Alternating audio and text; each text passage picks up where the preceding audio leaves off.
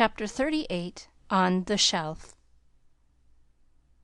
In France the young girls have a dull time of it till they are married, when "Vive la liberté" becomes their motto.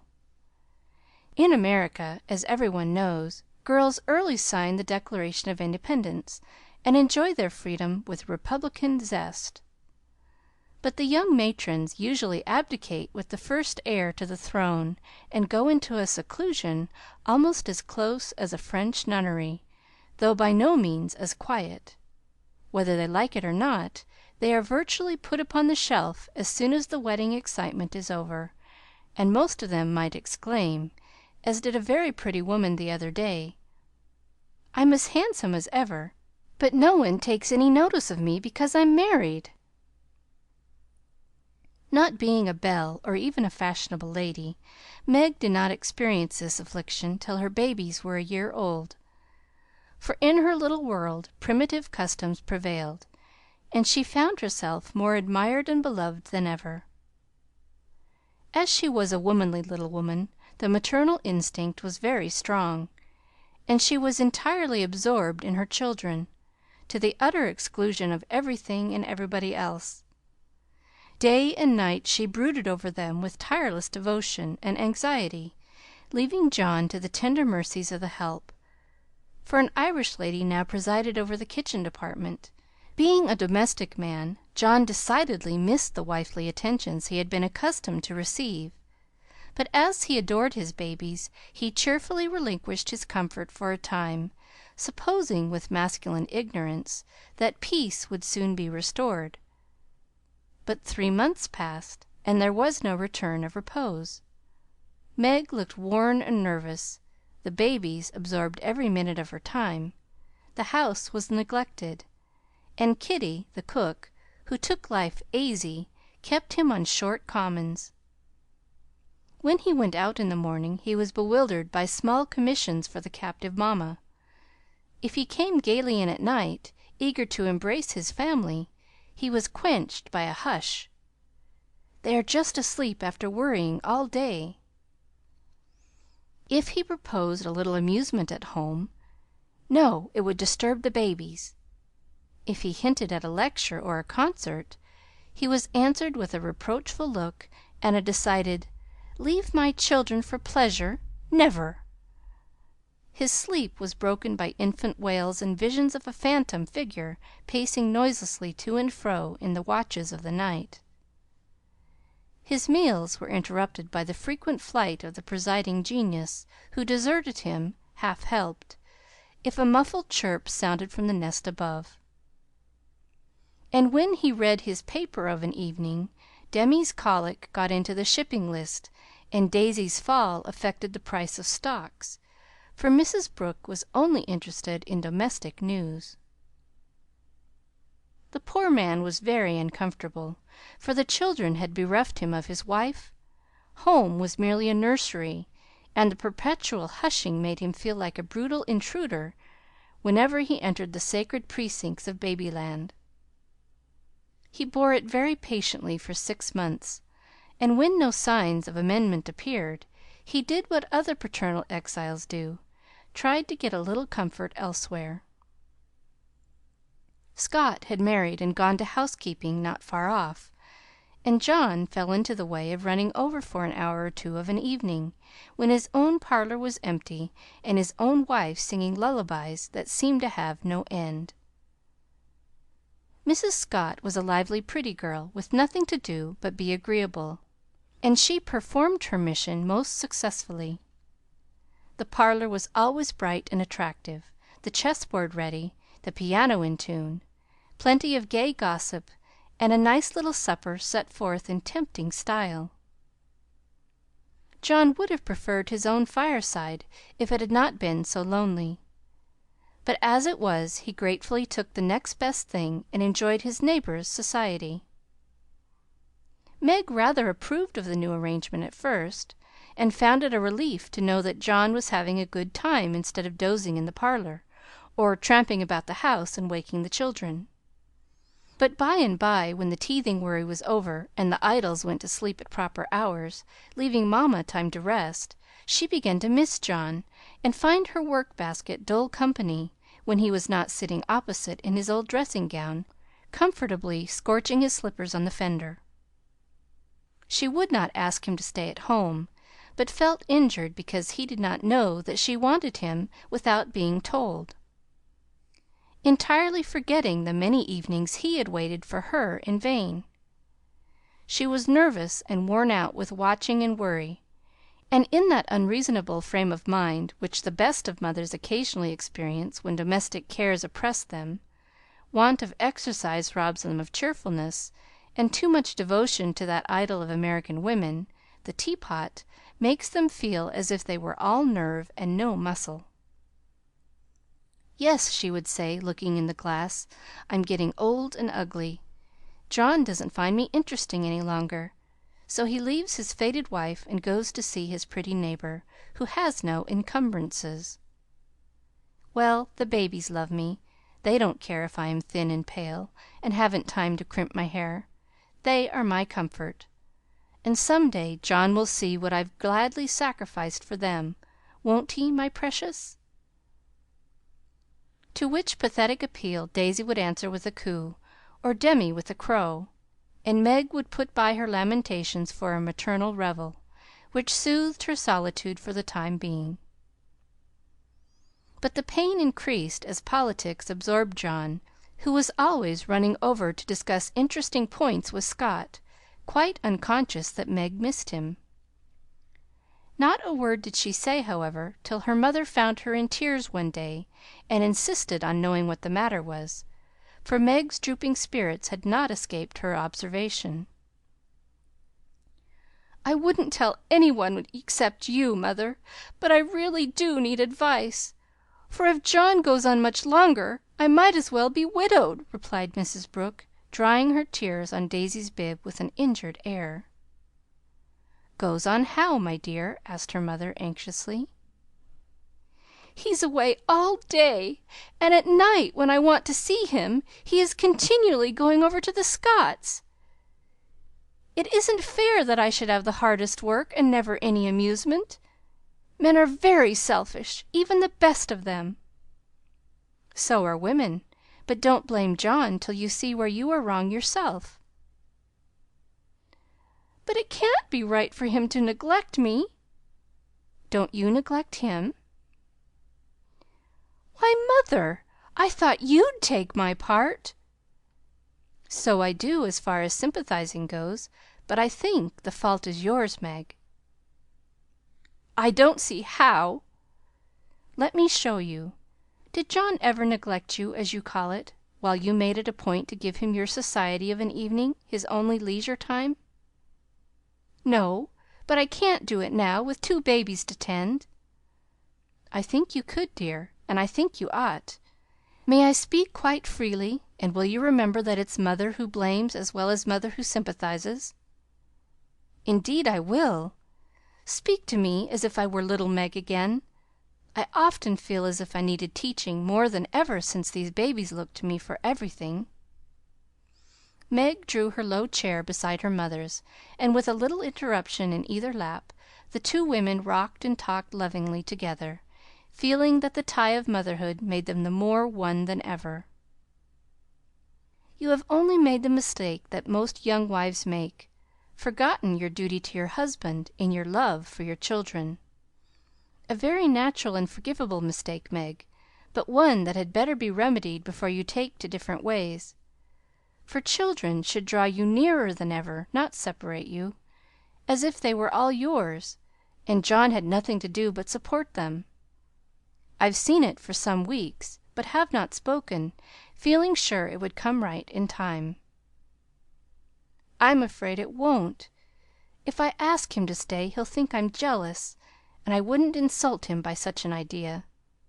He doesn't see that I want him, and I don't know how to tell him without words." "Make it so pleasant he won't want to go away. My dear, he's longing for his little home, but it isn't home without you, and you are always in the nursery." "Oughtn't I to be there?" "Not all the time. Too much confinement makes you nervous, and then you are unfitted for everything. Besides, you owe something to John as well as to the babies. Don't neglect husband for children. Don't shut him out of the nursery, but teach him how to help in it. His place is there as well as yours, and the children need him. Let him feel that he has a part to do, and he will do it gladly and faithfully, and it will be better for you all." "You really think so, Mother?" "I know it, Meg, for I've tried it, and I seldom give advice unless I've proved its practicability. When you and Joe were little, I went on just as you are, feeling as if I didn't do my duty unless I devoted myself wholly to you. Poor father took to his books, after I had refused all offers of help, and left me to try my experiment alone. I struggled along as well as I could, but Joe was too much for me. I nearly spoiled her by indulgence. You were poorly, and I worried about you till I fell sick myself. Then father came to the rescue, quietly managed everything, and made himself so helpful that I saw my mistake, and never have been able to get on without him since. That is the secret of our home happiness. He does not let business wean him from the little cares and duties that affect us all, and I try not to let domestic worries destroy my interest in his pursuits. Each do our own part alone in many things, but at home we work together always." "It is so, Mother. It is so, Mother, and my great wish is to be to my husband and children what you have been to yours. Show me how. I'll do anything you say." "You always were my docile daughter. Well, dear, if I were you, I'd let John have more to do with the management of Demi, for the boy needs training, and it's none too soon to begin. Then I'd do what I have often proposed, let Hannah come and help you. She is a capital nurse, and you may trust the precious babies to her while you do more housework. You need the exercise. Hannah would enjoy the rest, and John would find his wife again. Go out more. Keep cheerful as well as busy, for you are the sunshine maker of the family, and if you get dismal there is no fair weather. Then I'd try to take an interest in whatever John likes. Talk with him, let him read to you, exchange ideas, and help each other in that way. Don't shut yourself up in a bandbox because you are a woman, but understand what is going on, and educate yourself to take your part in the world's work, for it all affects you and yours. John is so sensible, I'm afraid he will think I'm stupid if I ask questions about politics and things." "I don't believe he would. Love covers a multitude of sins, and of whom could you ask more freely than of him? Try it, and see if he doesn't find your society far more agreeable than Mrs. Scott's suppers." "I will. Poor John!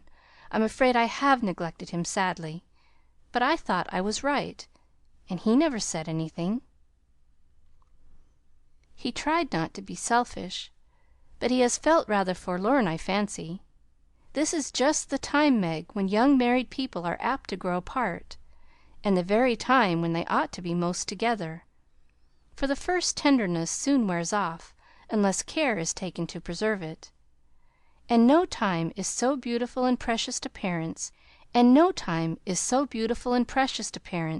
as the first years of the little lives given to them to train. Don't let John be a stranger to the babies, for they will do more to keep him safe and happy in this world of trial and temptation than anything else, and through them you will learn to know and love one another as you should. Now, dear, good bye.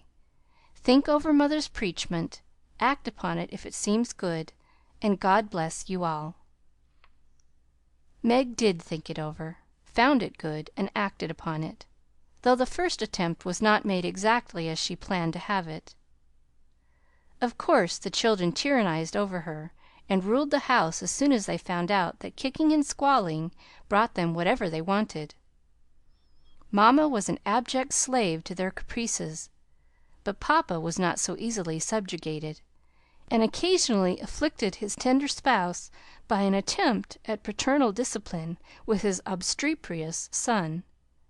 For Demi inherited a trifle of his sire's firmness of character, we won't call it obstinacy, and when he made up his little mind to have or do anything, all the king's horses and all the king's men could not change that pertinacious little mind.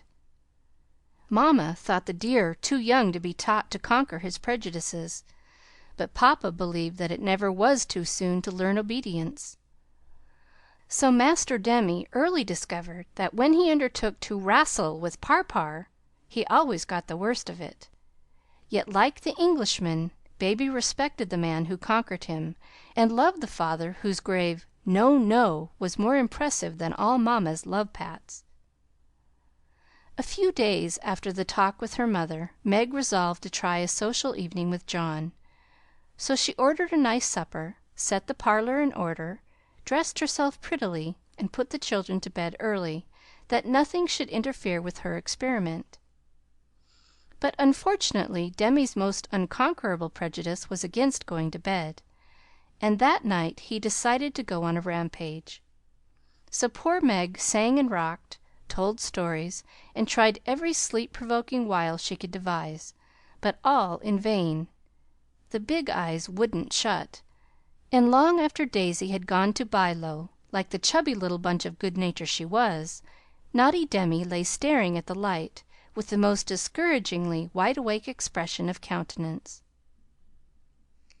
"Will Demi lie still like a good boy while Mamma runs down and gives poor Papa his tea?" asked Meg, as the hall door softly closed, and the well-known step went tiptoeing into the dining-room. "Me has tea," said Demi, preparing to join in the revel.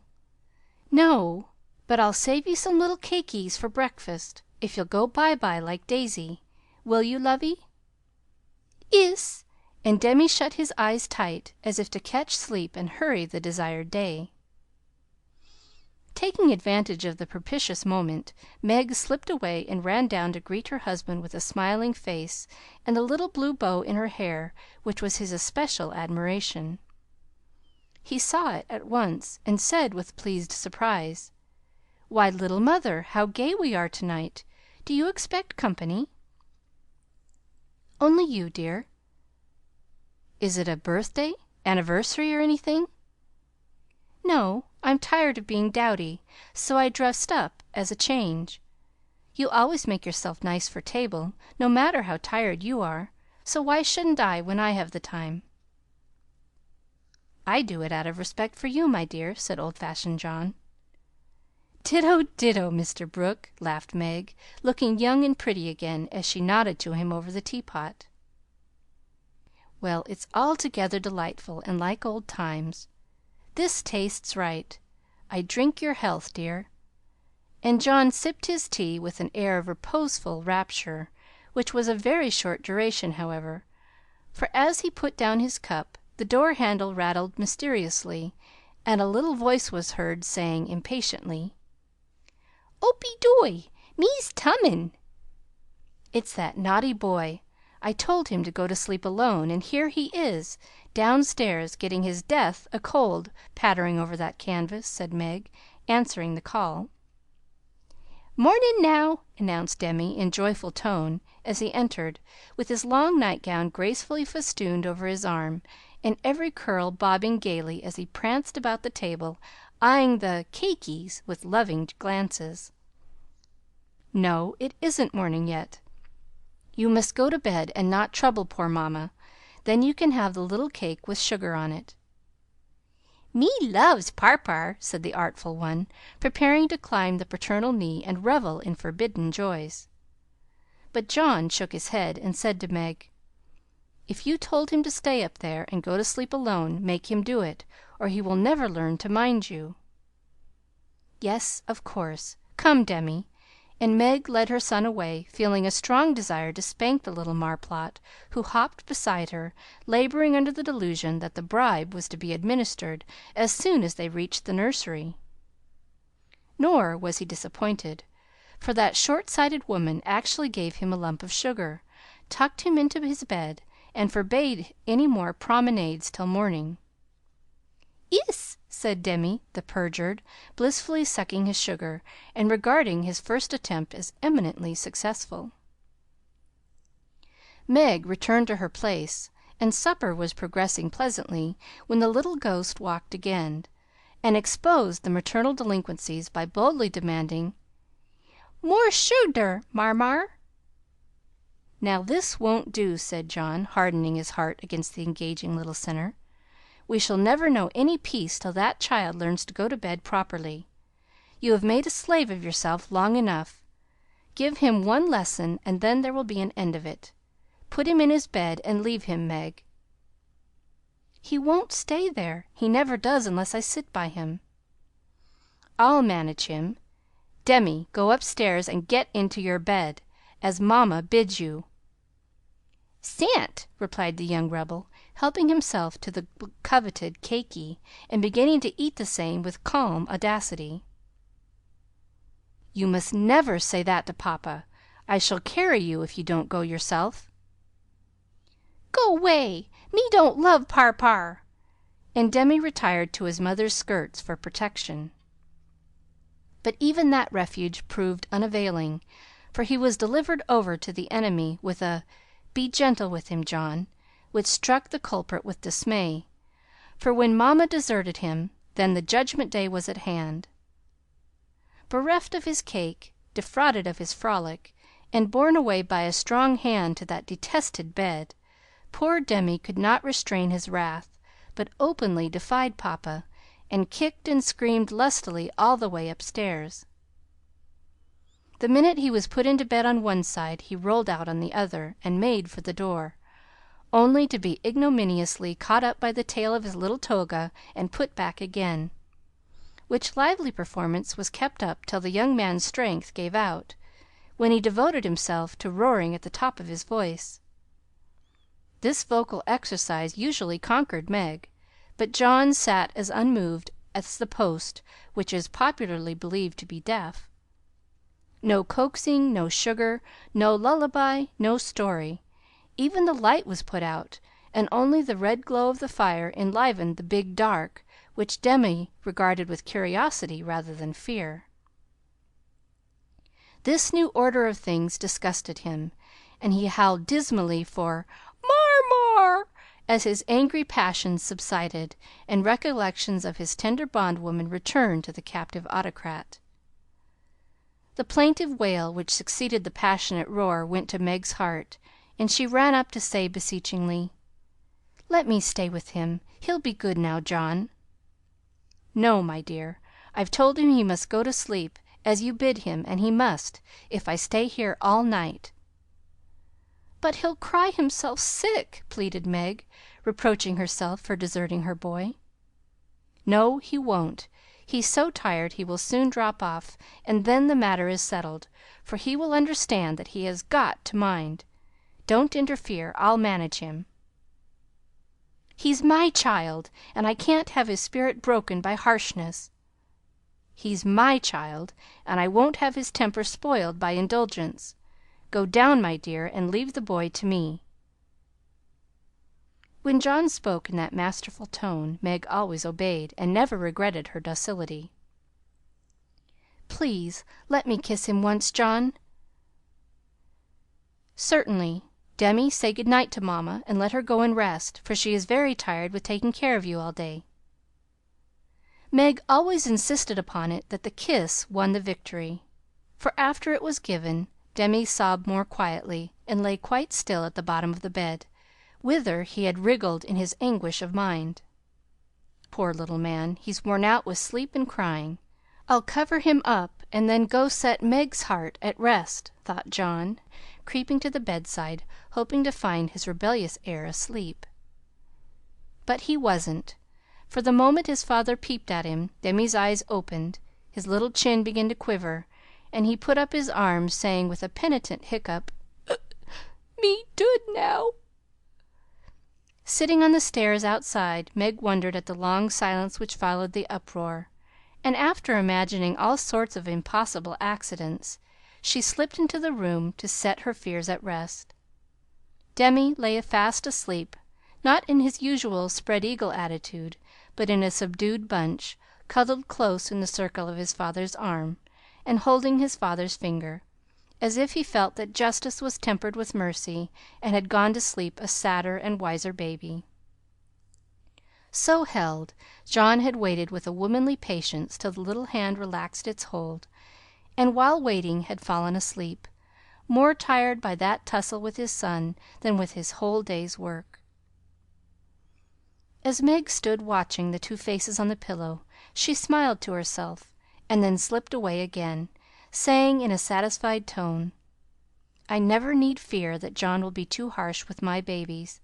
He does know how to manage them, and will be a great help, for Demi is getting too much for me."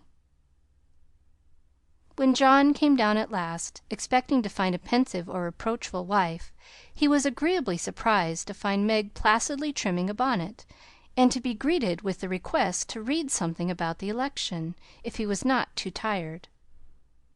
John saw in a minute that a revolution of some kind was going on, but wisely asked no questions, knowing that Meg was such a transparent little person she couldn't keep a secret to save her life, and therefore the clue would soon appear. He read a long debate with the most amiable readiness, and then explained it in his most lucid manner, while Meg tried to look deeply interested, to ask intelligent questions, and keep her thoughts from wandering from the state of the nation to the state of her bonnet. In her secret soul, however, she decided that politics were as bad as mathematics, and that the mission of politicians seemed to be calling each other names. But she kept these feminine ideas to herself, and when John paused, shook her head, and said, with what she thought diplomatic ambiguity, "Well, I really don't see what we are coming to." John laughed, and watched her for a minute, as she poised a pretty little preparation of lace and flowers on her hand, and regarded it with the genuine interest which his harangue had failed to waken. "She is trying to like politics for my sake, so I'll try and like millinery for hers. That's only fair," thought John the just, adding aloud, "That's very pretty. Is it what you call a breakfast cap?" "My dear man, it's a bonnet, my very best go to concert and theatre bonnet." "I beg your pardon. It was so small I naturally mistook it for one of the fly-away things you sometimes wear. How do you keep it on?" "These bits of lace are fastened under the chin with a rosebud, so." And Meg illustrated by putting on the bonnet and regarding him with an air of calm satisfaction that was irresistible. "It's a love of a bonnet, but I prefer the face inside, for it looks young and happy again." And John kissed the smiling face, to the great detriment of the rosebud under the chin. "I'm glad you like it, for I want you to take me to one of the new concerts some night. I really need some music to put me in tune. Will you, please?" "Of course I will, with all my heart, or anywhere else you like. You have been shut up so long, it will do you no end of good, and I shall enjoy it of all things. What put it into your head, little mother?" "Well, I had a talk with Marmee the other day, and told her how nervous and cross and out of sorts I felt, and she said I needed change and less care. So Hannah is to help me with the children, and I'm to see to things about the house more, and now and then have a little fun, just to keep me from getting to be a fidgety, broken down old woman before my time. It's only an experiment, John, and I want to try it for your sake as much as for mine, because I've neglected you shamefully lately, and I'm going to make home what it used to be, if I can. You don't object, I hope?" Never mind what John said, or what a very narrow escape the little bonnet had from utter ruin. All that we have any business to know is that John did not appear to object, judging from the changes which gradually took place in the house and its inmates. It was not all paradise by any means, but every one was better for the division of labor system. The children throve under the paternal rule, for accurate, steadfast John brought order and obedience into babydom, while Meg recovered her spirits and composed her nerves by plenty of wholesome exercise, a little pleasure, and much confidential conversation with her sensible husband. Home grew homelike again, and John had no wish to leave it, unless he took Meg with him. The Scotts came to the Brooks now, and every one found the little house a cheerful place, full of happiness, content, and family love. Even Sally Moffat liked to go there. "It is always so quiet and pleasant here. It does me good, Meg," she used to say, looking about her with wistful eyes, as if trying to discover the charm that she might use it in her great house, full of splendid loneliness; for there were no riotous, sunny-faced babies there, and Ned lived in a world of his own, where there was no place for her. This household happiness did not come all at once, but John and Meg had found the key to it, and each year of married life taught them how to use it, unlocking the treasuries of real home love and mutual helpfulness, which the poorest may possess and the richest cannot buy. This is the sort of shelf on which young wives and mothers may consent to be laid, safe from the restless fret and fever of the world, finding loyal lovers in the little sons and daughters who cling to them, undaunted by sorrow, poverty, or age, walking side by side through fair and stormy weather, with a faithful friend who is, in the true sense of the good old Saxon word, the house band, and learning, as Meg learned, that a woman's happiest kingdom is home, her highest honor the art of ruling it, not as a queen, but as a wise wife and mother. End of chapter 38. Chapter 39. Lazy Lawrence. Laurie went to Nice, intending to stay a week, and remained a month. He was tired of wandering about alone, and Amy's familiar presence seemed to give a homelike charm to the foreign scenes in which she bore a part. He rather missed the petting he used to receive, and enjoyed a taste of it again, for no attentions, however flattering from strangers, were half so pleasant as the sisterly adoration of the girls at home. Amy never would pet him like the others, but she was very glad to see him now, and quite clung to him, feeling that he was the representative of the dear family for whom she longed more than she would confess. They naturally took comfort in each other's society, and were much together, riding, walking, dancing, or dawdling, for at Nice no one can be very industrious during the gay season. But while apparently amusing themselves in the most careless fashion, they were half consciously making discoveries and forming opinions about each other. Amy rose daily in the estimation of her friend, but he sank in hers, and each felt the truth before a word was spoken. Amy tried to please, and succeeded, for she was grateful for the many pleasures he gave her, and repaid him with the little services to which womanly women know how to lend an indescribable charm. Laurie made no effort of any kind, but just let himself drift along as comfortably as possible, trying to forget, and feeling that all women owed him a kind word because one had been cold to him. It cost him no effort to be generous, and he would have given Amy all the trinkets in Nice if she would have taken them. But at the same time he felt that he could not change the opinion she was forming of him, and he rather dreaded the keen blue eyes that seemed to watch him with such half sorrowful, half scornful surprise. All the rest have gone to Monaco for the day. I preferred to stay at home and write letters. They are done now, and I am going to Valrosa to sketch. Will you come?" said Amy, as she joined Laurie one lovely day when he lounged in as usual about noon. "Well, yes, but isn't it rather warm for such a long walk?" he answered slowly, for the shaded salon looked inviting after the glare without. "I'm going to have the little carriage, and Baptiste can drive, so you'll have nothing to do but hold your umbrella and keep your gloves nice," returned Amy, with a sarcastic glance at the immaculate kids, which were a weak point with Laurie. "Then I'll go with pleasure," and he put out his hand for her sketch book, but she tucked it under her arm with a sharp, "Don't trouble yourself. It's no exertion to me, but you don't look equal to it." Laurie lifted his eyebrows and followed at a leisurely pace as she ran downstairs. But when they got into the carriage he took the reins himself, and left little Baptiste nothing to do but fold his arms and fall asleep on his perch. The two never quarreled. Amy was too well bred, and just now Laurie was too lazy, so in a minute he peeped under her hat brim with an inquiring air. She answered him with a smile, and they went on together in the most amicable manner. It was a lovely drive, along winding roads rich in the picturesque scenes that delight beauty-loving eyes.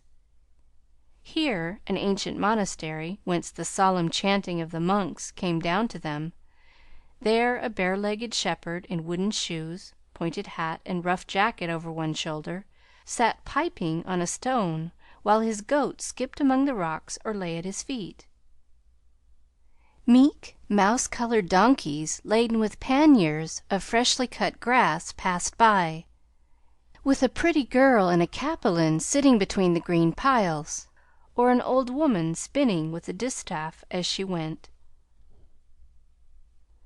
Brown, soft-eyed children ran out from the quaint stone hovels to offer nosegays or bunches of oranges still on the bough.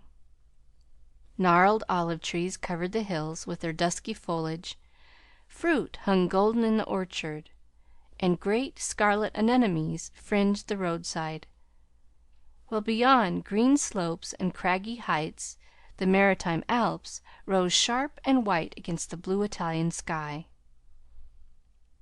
Valrosa well deserved its name, for in that climate of perpetual summer roses blossomed everywhere. They overhung the archway, thrust themselves between the bars of the great gate with a sweet welcome to passers-by, and lined the avenue, winding through lemon trees and feathery palms up to the villa on the hill.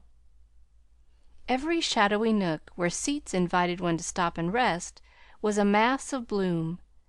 Every cool grotto had its marble nymph smiling from a veil of flowers, and every fountain reflected crimson, white, or pale pink roses, leaning down to smile at their own beauty.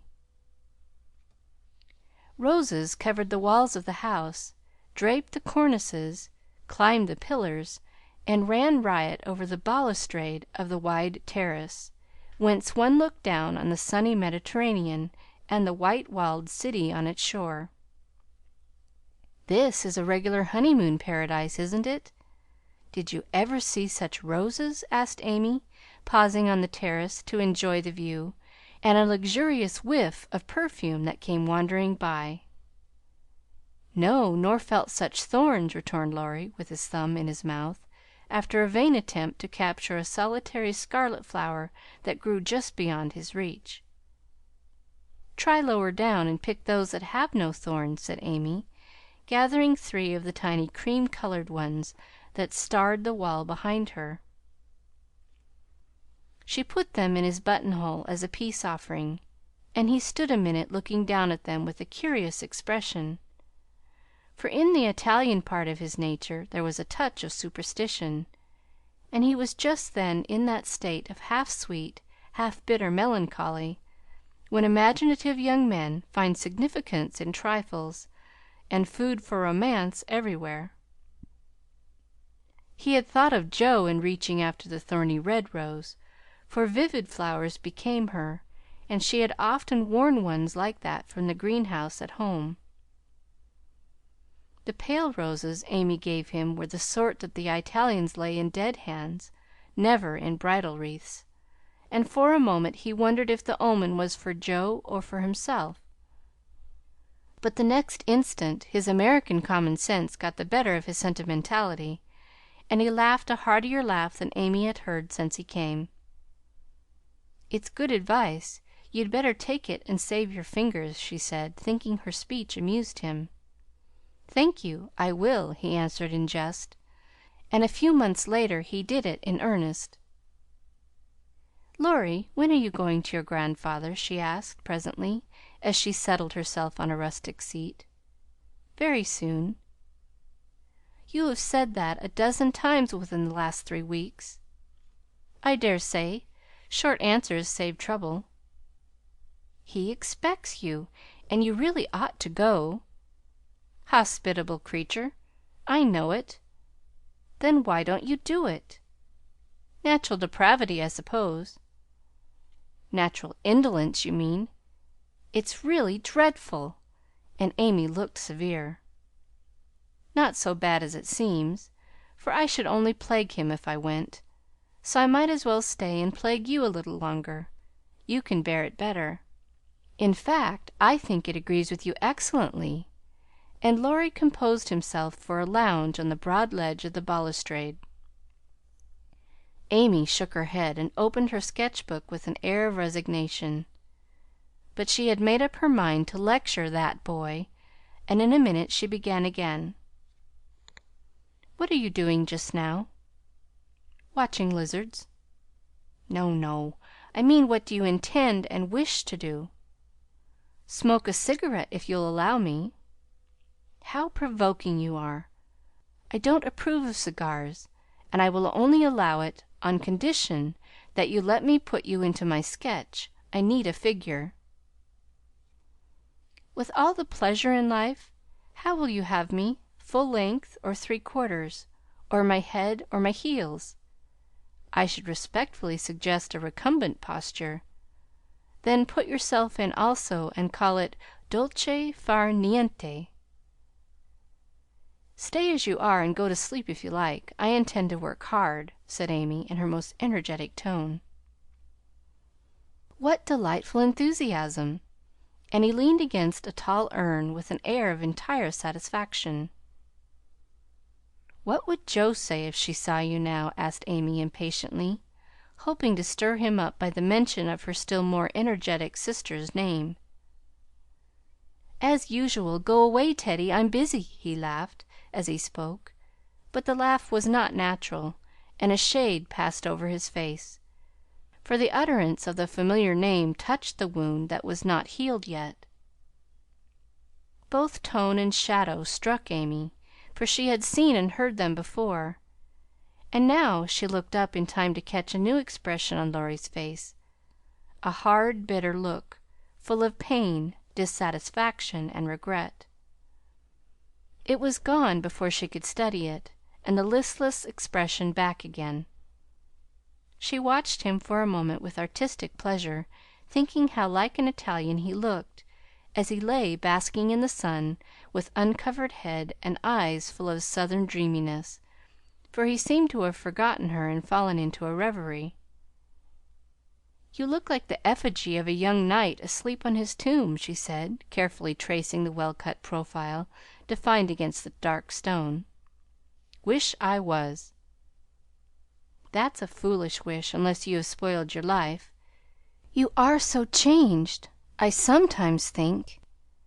There Amy stopped, with a half timid, half wistful look, more significant than her unfinished speech.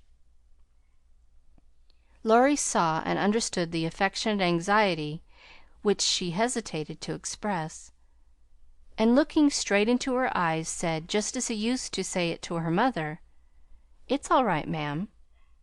That satisfied her, and set at rest the doubts that had begun to worry her lately. It also touched her, and she showed that it did by the cordial tone in which she said, "I'm glad of that. I didn't think you'd been a very bad boy, but I fancied you might have wasted money at that wicked Baden Baden, lost your heart to some charming Frenchwoman with a husband, or got into some of the scrapes that young men seem to consider a necessary part of a foreign tour. Don't stay out there in the sun. Come and lie on the grass here, and let us be friendly, as Joe used to say when we got into the sofa corner and told secrets." Laurie obediently threw himself down on the turf, and began to amuse himself by sticking daisies into the ribbons of Amy's hat that lay there. "I'm all ready for the secrets," and he glanced up with a decided expression of interest in his eyes. "I've none to tell. You may begin." "Haven't one to bless myself with. I thought perhaps you'd had some news from home." "You have heard all that has come lately. Don't you hear often? I fancied Joe would send you volumes." "She's very busy.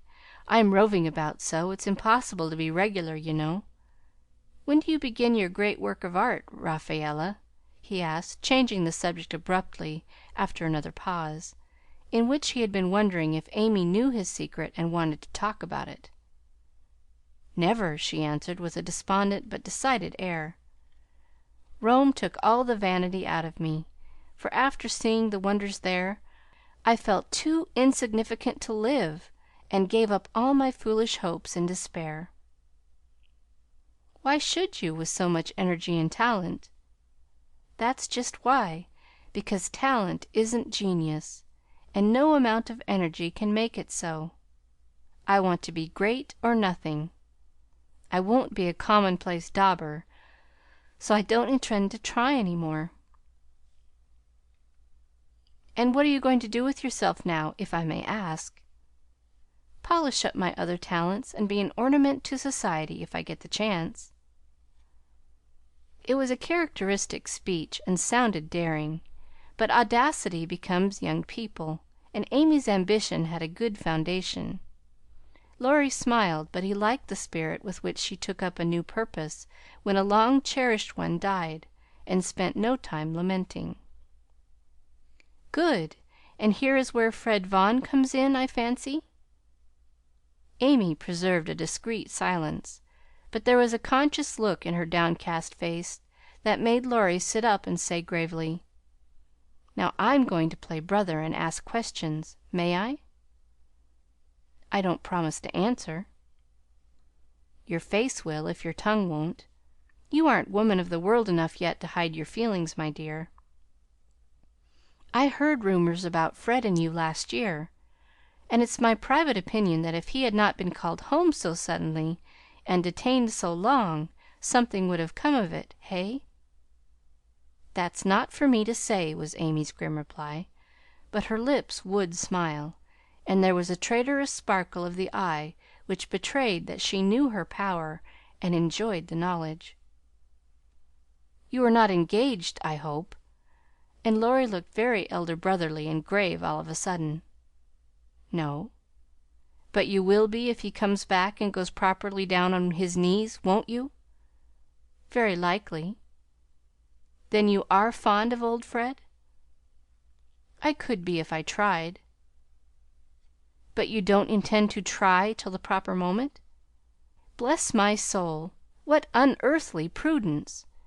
He's a good fellow, Amy, but not the man I fancied you'd like." "He is rich, a gentleman, and has delightful manners," began Amy, trying to be quite cool and dignified, but feeling a little ashamed of herself in spite of the sincerity of her intentions. "I understand. Queens of society can't get on without money. So you mean to make a good match and start in that way? Quite right and proper, as the world goes, but it sounds odd from the lips of one of your mother's girls." "True, nevertheless." A short speech, but the quiet decision with which it was uttered contrasted curiously with the young speaker. Laurie felt this instinctively, and laid himself down again with a sense of disappointment which he could not explain. His look and silence, as well as a certain inward self disapproval, ruffled Amy, and made her resolve to deliver her lecture without delay. "I wish you'd do me the favor to rouse yourself a little," she said sharply.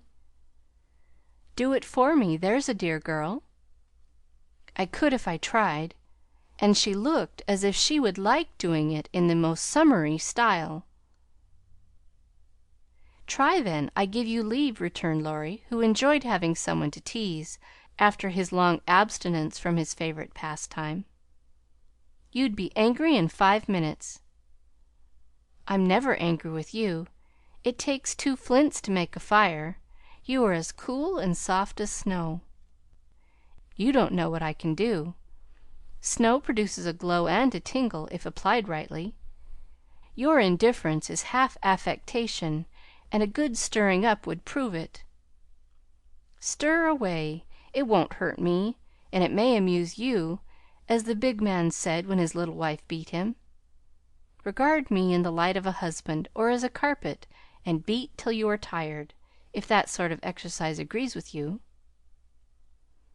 Being decidedly nettled herself, and longing to see him shake off the apathy that so altered him, Amy sharpened both tongue and pencil, and began: "Flo and I have got a new name for you. It's Lazy Lawrence. How do you like it?" She thought it would annoy him, but he only folded his arms under his head with an imperturbable "That's not bad. Thank you, ladies." "Do you want to know what I honestly think of you?" "Pining to be told." "Well, I despise you." If she had even said "I hate you" in a petulant or coquettish tone, he would have laughed and rather liked it; but the grave, almost sad accent in her voice made him open his eyes and ask quickly, "Why, if you please?"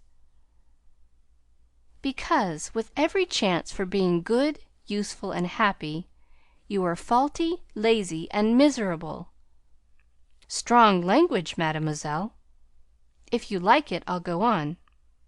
"Pray do. It's quite interesting."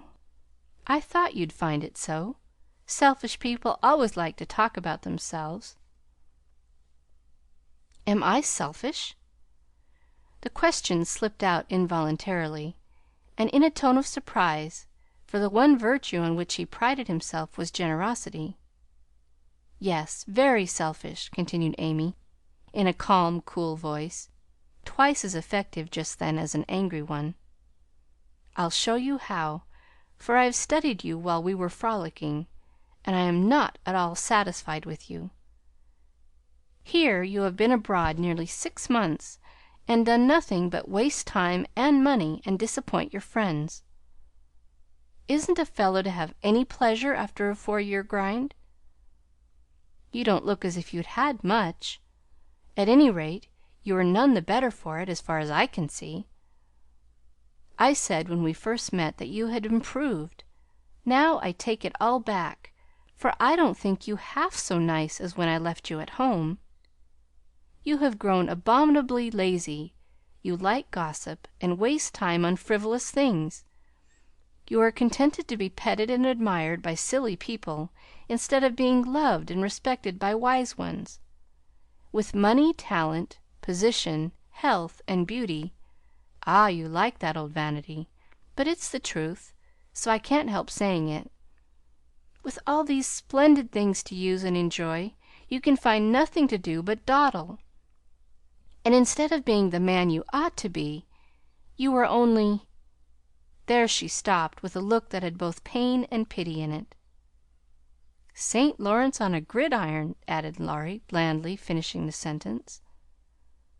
But the lecture began to take effect, for there was a wide-awake sparkle in his eyes now, and a half angry, half injured expression replaced the former indifference. "I supposed you'd take it so. You men tell us we are angels, and say we can make you what we will; but the instant we honestly try to do you good, you laugh at us and won't listen, which proves how much your flattery is worth." Amy spoke bitterly, and turned her back on the exasperating martyr at her feet. In a minute a hand came down over the page, so that she could not draw, and Laurie's voice said, with a droll imitation of a penitent child, "I will be good. Oh, I will be good!" But Amy did not laugh, for she was in earnest, and, tapping on the outspread hand with her pencil, said soberly, "Aren't you ashamed of a hand like that? It's as soft and white as a woman's, and looks as if it never did anything but wear Jovin's best gloves and pick flowers for ladies. You are not a dandy, thank heaven, so I'm glad to see there are no diamonds or big seal rings on it, only the little old one Joe gave you so long ago. Dear soul, I wish she was here to help me." "So do I." The hand vanished as suddenly as it came, and there was energy enough in the echo of her wish to suit even Amy. She glanced down at him with a new thought in her mind, but he was lying with his hat half over his face, as if for shade, and his mustache hid his mouth. She only saw his chest rise and fall, with a long breath that might have been a sigh, and the hand that wore the ring nestled down into the grass, as if to hide something too precious or too tender to be spoken of. All in a minute various hints and trifles assumed shape and significance in Amy's mind, and told her what her sister never had confided to her. She remembered that Laurie never spoke voluntarily of Joe. She recalled the shadow on his face just now, the change in his character, and the wearing of the little old ring, which was no ornament to a handsome hand. Girls are quick to read such signs and feel their eloquence. Amy had fancied that perhaps a love trouble was at the bottom of the alteration, and now she was sure of it. Her keen eyes filled, and when she spoke again, it was in a voice that could be beautifully soft and kind when she chose to make it so. "I know I have no right to talk so to you, Laurie, and if you weren't the sweetest tempered fellow in the world, you'd be very angry with me. But we are all so fond and proud of you, I couldn't bear to think they should be disappointed in you at home, as I have been, though perhaps they would understand the change better than I do." "I think they would," came from under the hat, in a grim tone, quite as touching as a broken one. "They ought to have told me, and not let me go blundering and scolding, when I should have been more kind and patient than ever. I never did like that Miss Randall, and now I hate her," said artful Amy, wishing to be sure of her facts this time. "Hang Miss Randall!" and Laurie knocked the hat off his face with a look that left no doubt of his sentiments toward that young lady. "I beg pardon, I thought " and there she paused diplomatically. "No, you didn't. You knew perfectly well I never cared for any one but Joe," Laurie said in his old impetuous tone, and turned his face away as he spoke. "I did think so, but as they never said anything about it, and you came away, I supposed I was mistaken. And Joe wouldn't be kind to you? Why, I was sure she loved you dearly." "She was kind, but not in the right way, and it's lucky for her she didn't love me, if I'm the good for nothing fellow you think me. It's her fault, though, and you may tell her so." The hard, bitter look came back again as he said that, and it troubled Amy, for she did not know what balm to apply. "I was wrong. I didn't know. I'm very sorry I was so cross.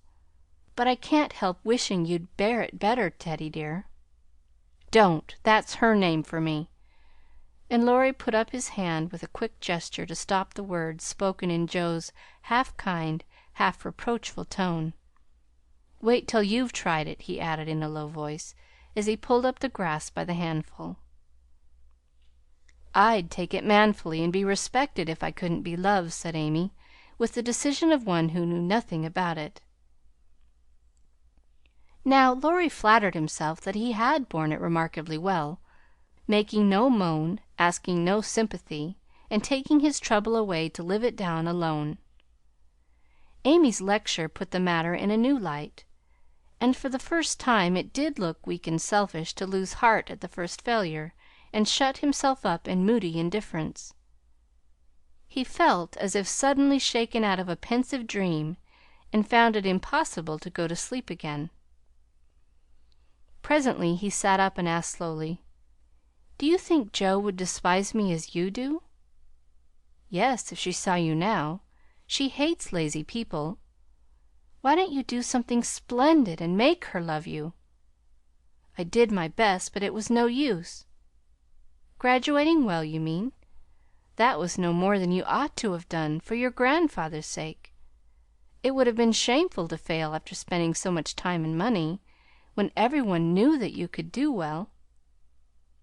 "I did fail, say what you will, for Joe wouldn't love me," began Laurie, leaning his head on his hand in a despondent attitude. "No, you didn't, and you'll say so in the end, for it did you good, and proved that you could do something if you tried. If you'd only set about another task of some sort, you'd soon be your hearty, happy self again, and forget your trouble. That's impossible. Try it and see. You needn't shrug your shoulders and think, 'Much she knows about such things.' I don't pretend to be wise, but I am observing, and I see a great deal more than you'd imagine. I'm interested in other people's experiences and inconsistencies, and though I can't explain, I remember and use them for my own benefit. Love Joe all your days if you choose, but don't let it spoil you, for it's wicked to throw away so many good gifts because you can't have the one you want. There, I won't lecture any more, for I know you'll wake up and be a man in spite of that hard-hearted girl." Neither spoke for several minutes. Laurie sat turning the little ring on his finger, and Amy put the last touches to the hasty sketch she had been working at while she talked.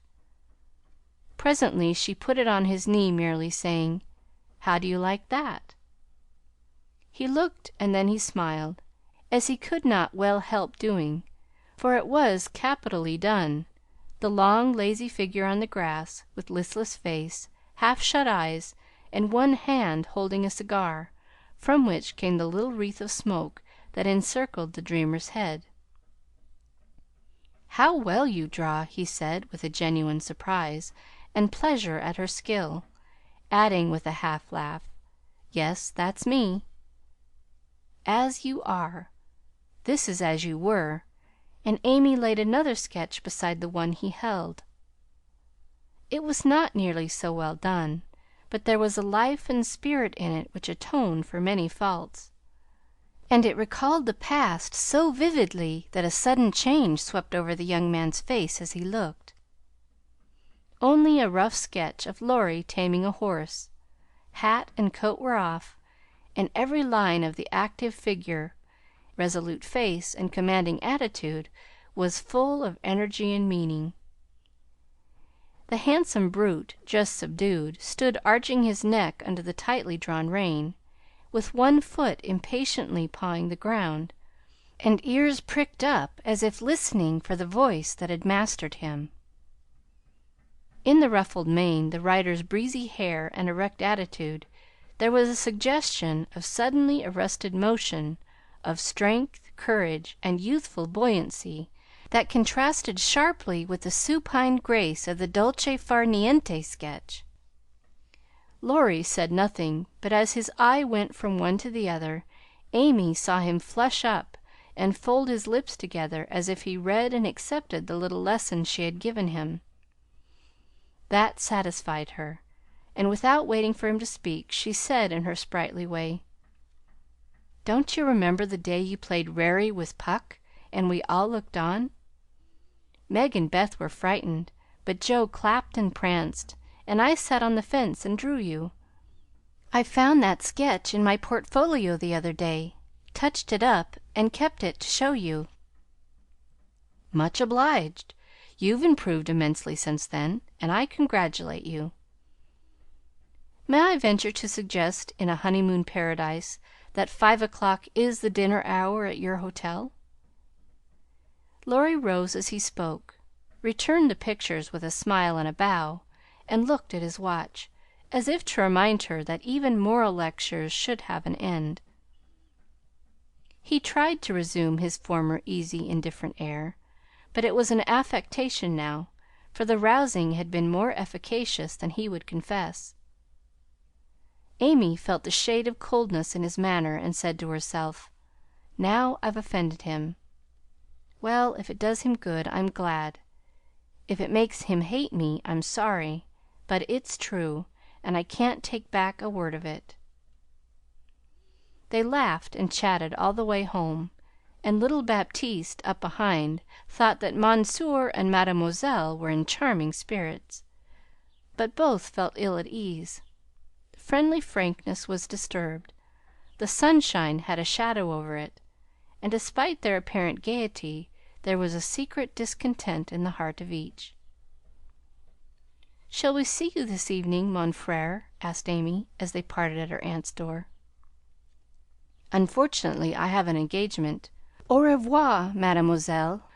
And Laurie bent as if to kiss her hand in the foreign fashion, which became him better than many men. Something in his face made Amy say quickly and warmly, "No, be yourself with me, Laurie, and part in the good old way. I'd rather have a hearty English handshake than all the sentimental salutations in France. Good by, dear." And with these words, uttered in the tone she liked, Laurie left her after a handshake almost painful in its heartiness. Next morning, instead of the usual call, Amy received a note which made her smile at the beginning and sigh at the end.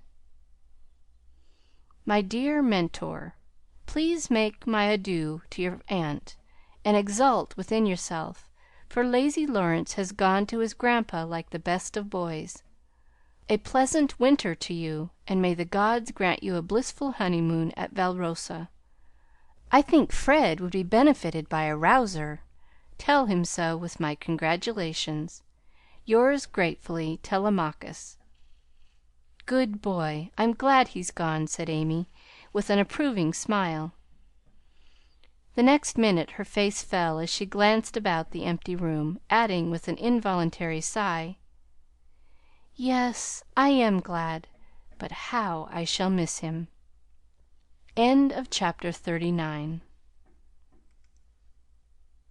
Chapter 40. The Valley of the Shadow. When the first bitterness was over, the family accepted the inevitable, and tried to bear it cheerfully, helping one another by the increased affection which comes to bind households tenderly together in times of trouble. They put away their grief, and each did his or her part toward making that last year a happy one. The pleasantest room in the house was set apart for Beth, and in it was gathered everything that she most loved: flowers, pictures, her piano, the little work table, and the beloved pussies. Father's best books found their way there, Mother's easy chair, Joe's desk, Amy's finest sketches, and every day Meg brought her babies on a lovely pilgrimage to make sunshine for Auntie Beth. John quietly set apart a little sum that he might enjoy the pleasure of keeping the invalid supplied with the fruit she loved and longed for. Old Hannah never wearied of concocting dainty dishes to tempt a capricious appetite, dropping tears as she worked, and from across the sea came little gifts and cheerful letters, seeming to bring breaths of warmth and fragrance from lands that know no winter. Here, cherished like a household saint in its shrine, sat Beth, tranquil and busy as ever, for nothing could change the sweet, unselfish nature, and even while preparing to leave life she tried to make it happier for those who should remain behind.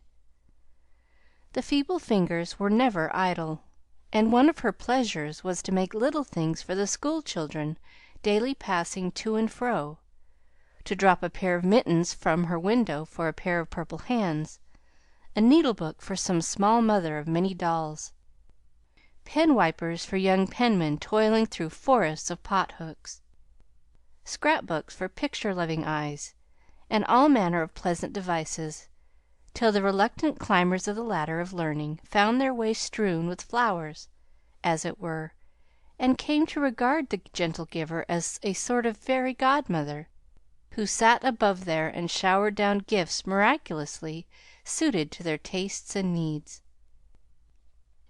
If Beth had wanted any reward, she found it in the bright little faces always turned up to her window, with nods and smiles, and the droll little letters which came to her, full of blots and gratitude. The first few months were very happy ones, and Beth often used to look round and say, "How beautiful this is!"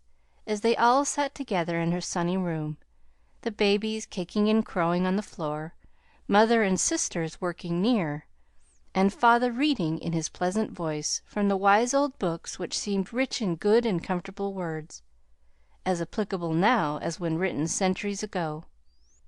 A little chapel where a paternal priest taught his flock the hard lessons all must learn, trying to show them that hope can comfort love, and faith make resignation possible.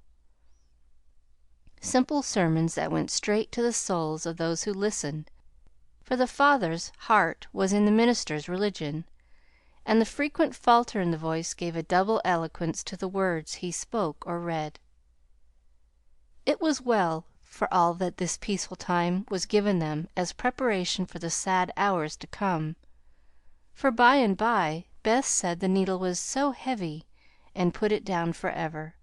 Talking wearied her, faces troubled her, pain claimed her for its own, and her tranquil spirit was sorrowfully perturbed by the ills that vexed her feeble flesh. Ah me, such heavy days, such long, long nights, such aching hearts and imploring prayers, when those who loved her best were forced to see the thin hands stretched out to them beseechingly, to hear the bitter cry, "Help me! Help me!" and to feel that there was no help. A sad eclipse of the serene soul, a sharp struggle of the young life with death, but both were mercifully brief, and then the natural rebellion over. The old peace returned more beautiful than ever. With the wreck of her frail body, Beth's soul grew strong, and though she said little, those about her felt that she was ready, saw that the first pilgrim called was likewise the fittest, and waited with her on the shore, trying to see the shining ones coming to receive her when she crossed the river. Joe never left her for an hour, since Beth had said, "I feel stronger when you are here." She slept on a couch in the room, waking often to renew the fire, to feed, lift, or wait upon the patient creature who seldom asked for anything, and tried not to be a trouble. All day she haunted the room, jealous of any other nurse, and prouder of being chosen than of any honor her life ever brought her. Precious and helpful hours to Joe, for now her heart received the teaching that it needed. Lessons in patience were so sweetly taught her that she could not fail to learn them. Charity for all, the lovely spirit that can forgive and truly forget unkindness, the loyalty to duty that makes the hardest easy, and the sincere faith that fears nothing but trusts undoubtingly. Often when she woke, Joe found Beth reading in her well-worn little book, heard her singing softly to beguile the sleepless night, or saw her lean face upon her hands, while slow tears dropped through the transparent fingers. And Joe would lie watching her with thoughts too deep for tears, feeling that Beth, in her simple, unselfish way, was trying to wean herself from the dear old life, and fit herself for the life to come. By sacred words of comfort, quiet prayers, and the music she loved so well. Seeing this did more for Joe than the wisest sermons, the saintliest hymns, the most fervent prayers that any voice could utter; for with eyes made clear by many tears, and a heart softened by the tenderest sorrow, she recognized the beauty of her sister's life, uneventful, unambitious, yet full of the genuine virtues which smell sweet and blossom in the dust, the self-forgetfulness that makes the humblest on earth remembered soonest in heaven, the true success which is possible to all. One night when Beth looked among the books upon her table to find something to make her forget the mortal weariness that was almost as hard to bear as pain, as she turned the leaves of her old favorite Pilgrim's Progress, she found a little paper scribbled over in Joe's hand. The name caught her eye, and the blurred look of the lines made her sure that tears had fallen on it. Poor Joe! She's fast asleep, so I won't wake her to ask leave. She shows me all her things, and I don't think she'll mind if I look at this," thought Beth, with a glance at her sister, who lay on the rug, with the tongs beside her, ready to wake up the minute the log fell apart. My Beth! Sitting patient in the shadow, till the blessed light shall come. A serene and saintly present sanctifies our troubled home. Earthly joys and hopes and sorrows break like ripples on the strand of the deep and solemn river where her willing feet now stand. O my sister, passing from me out of human care and strife, leave me as a gift those virtues which have beautified your life. Dear, bequeath me that great patience which has power to sustain a cheerful, uncomplaining spirit in its prison house of pain. Give me, for I need it sorely, of that courage wise and sweet, which has made the path of duty green beneath your willing feet. Give me that unselfish nature that with charity divine can pardon wrong for love's dear sake. Meek heart, forgive me mine. Thus our parting daily loseth something of its bitter pain, and while learning this hard lesson, my great loss becomes my gain. For the touch of grief will render my wild nature more serene, give to life new aspirations, a new trust in the unseen. Henceforth, safe across the river, I shall see for evermore a beloved household spirit waiting for me on the shore. Hope and faith, born of my sorrow, guardian angels shall become, and the sister gone before me by their hands shall lead me home. Blurred and blotted, faulty and feeble as the lines were, they brought a look of inexpressible comfort to Beth's face, for her one regret had been that she had done so little, and this seemed to assure her that her life had not been useless, that her death would not bring the despair she feared. As she sat with the paper folded between her hands, the charred log fell asunder. Joe started up, revived the blaze, and crept to the bedside, hoping Beth slept. "Not asleep, but so happy, dear. See, I found this and read it. I knew you wouldn't care. Have I been all that to you, Joe?" she asked with wistful, humble earnestness. "Oh, Beth, so much, so much!" And Joe's head went down upon the pillow beside her sister's. "Then I don't feel as if I'd wasted my life. I'm not so good as you make me, but I have tried to do right. And now, when it's too late to begin even to do better, it's such a comfort to know that some one loves me so much, and feels as if I'd helped them. More than any one in the world, Beth. I used to think I couldn't let you go, but I'm learning to feel that I don't lose you, that you'll be more to me than ever, and death can't part us, though it seems to. I know it cannot, and I don't fear it any longer, for I'm sure I shall be your Beth still, to love and help you more than ever. You must take my place, Joe, and be everything to father and mother when I'm gone. They will turn to you. Don't fail them. And if it's hard to work alone, remember that I don't forget you, and you'll be happier doing that than writing splendid books or seeing all the world. For love is the only thing that we can carry with us when we go, and it makes the end so easy. I'll try, Beth." And then and there Joe renounced her old ambition, pledged herself to a new and better one, acknowledging the poverty of other desires, and feeling the blessed solace of a belief in the immortality of love. So the spring days came and went.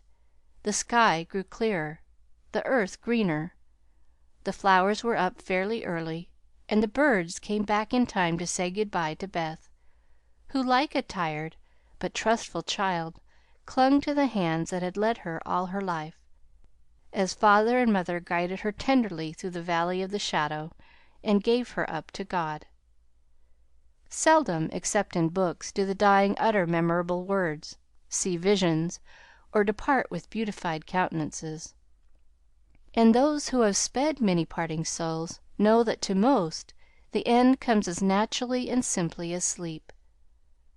As Beth had hoped, the tide went out easily, and in the dark hour before dawn on the bosom where she had drawn her first breath, she quietly drew her last, with no farewell but one loving look, one little sigh.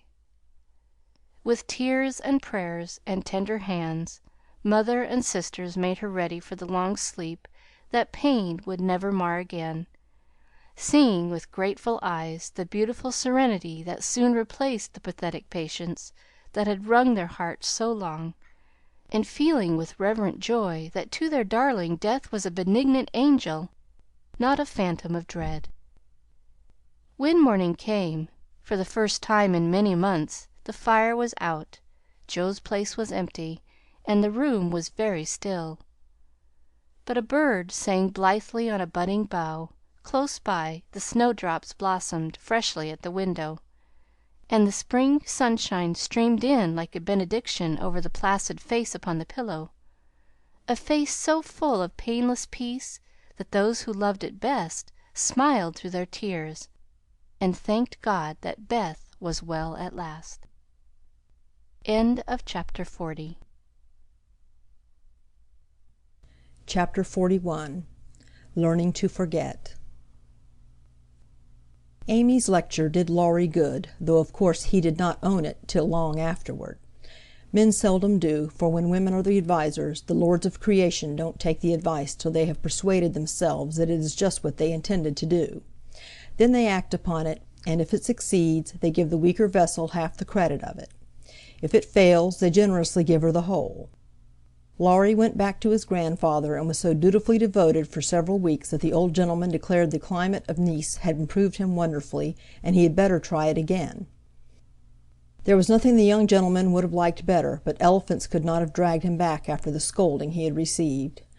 Pride forbid, and whenever the longing grew very strong, he fortified his resolution by repeating the words that had made the deepest impression: "I despise you. Go and do something splendid that will make her love you." Laurie turned the matter over in his mind so often that he soon brought himself to confess that he had been selfish and lazy, but then when a man has a great sorrow he should be indulged in all sorts of vagaries till he has lived it down. He felt that his blighted affections were quite dead now, and though he should never cease to be a faithful mourner, there was no occasion to wear his weeds ostentatiously. Joe wouldn't love him, but he might make her respect and admire him by doing something which should prove that a girl's "no" had not spoiled his life. He had always meant to do something, and Amy's advice was quite unnecessary. He had only been waiting till the aforesaid blighted affections were decently interred. That being done, he felt that he was ready to "hide his stricken heart and still toil on." As Goethe, when he had a joy or a grief, put it into a song, so Laurie resolved to embalm his love-sorrow in music, and to compose a requiem which would harrow up Joe's soul and melt the heart of every hearer. Therefore, the next time the old gentleman found him getting restless and moody, and ordered him off, he went to Vienna, where he had musical friends, and fell to work with the firm determination to distinguish himself. But whether the sorrow was too vast to be embodied in music, or music too ethereal to uplift a mortal woe, he soon discovered that the requiem was beyond him just at present. It was evident that his mind was not in working order yet, and his ideas needed clarifying, for often in the middle of a plaintive strain he would find himself humming a dancing tune that vividly recalled the Christmas ball at Nice, especially the Stout Frenchman, and put an effectual stop to tragic composition for the time being. Then he tried an opera, for nothing seemed impossible in the beginning, but here again unforeseen difficulties beset him. He wanted Joe for his heroine, and called upon his memory to supply him with tender recollections and romantic visions of his love.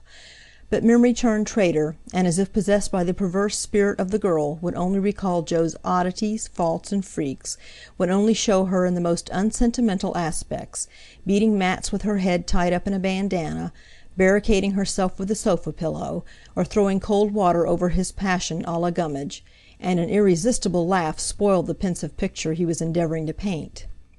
Joe wouldn't be put into the opera at any price, and he had to give her up with a "bless that girl, what a torment she is," and a clutch at his hair, as became a distracted composer. When he looked about him for another and a less intractable damsel to immortalize in melody, memory produced one with the most obliging readiness. This phantom wore many faces, but it always had golden hair, was enveloped in a diaphanous cloud, and floated airily before his mind's eye in a pleasing chaos of roses, peacocks, white ponies, and blue ribbons. He did not give the complacent wraith any name, but he took her for his heroine and grew quite fond of her, as well he might, for he gifted her with every gift and grace under the sun, and escorted her unscathed through trials which would have annihilated any mortal woman. Thanks to this inspiration, he got on swimmingly for a time, but gradually the work lost its charm, and he forgot to compose, while he sat musing, pen in hand, or roamed about the gay city to get some new ideas and refresh his mind, which seemed to be in a somewhat unsettled state that winter. He did not do much, but he thought a great deal, and was conscious of a change of some sort going on in spite of himself. "It's genius simmering, perhaps. I'll let it simmer and see what comes of it," he said, with a secret suspicion all the while that it wasn't genius, but something far more common. Whatever it was, it simmered to some purpose, for he grew more and more discontented with his desultory life, began to long for some real and earnest work to go at, soul and body, and finally came to the wise conclusion that every one who loved music was not a composer. Returning from one of Mozart's grand operas, splendidly performed at the Royal Theatre, he looked over his own, played a few of the best parts, sat staring at the busts of Mendelssohn, Beethoven, and Bach, who stared benignly back again. Then suddenly he tore up his music sheets, one by one, and as the last fluttered out of his hand, he said soberly to himself, "She is right. Talent isn't genius, and you can't make it so. That music has taken the vanity out of me as Rome took it out of her, and I won't be a humbug any longer. Now what shall I do?" That seemed a hard question to answer, and Laurie began to wish he had to work for his daily bread. Now, if ever, occurred an eligible opportunity for "going to the devil," as he once forcibly expressed it, for he had plenty of money and nothing to do, and Satan is proverbially fond of providing employment for full and idle hands. The poor fellow had temptations enough from without and from within, but he withstood them pretty well, for much as he valued liberty, he valued good faith and confidence more, so his promise to his grandfather, and his desire to be able to look honestly into the eyes of the women who loved him, and say "all's well," kept him safe and steady. Very likely some Mrs. Grundy will observe, "I don't believe it. Boys will be boys, young men must sow their wild oats, and women must not expect miracles." I dare say you don't, Mrs. Grundy, but it's true nevertheless. Women work a good many miracles, and I have a persuasion that they may perform even that of raising the standard of manhood by refusing to echo such sayings.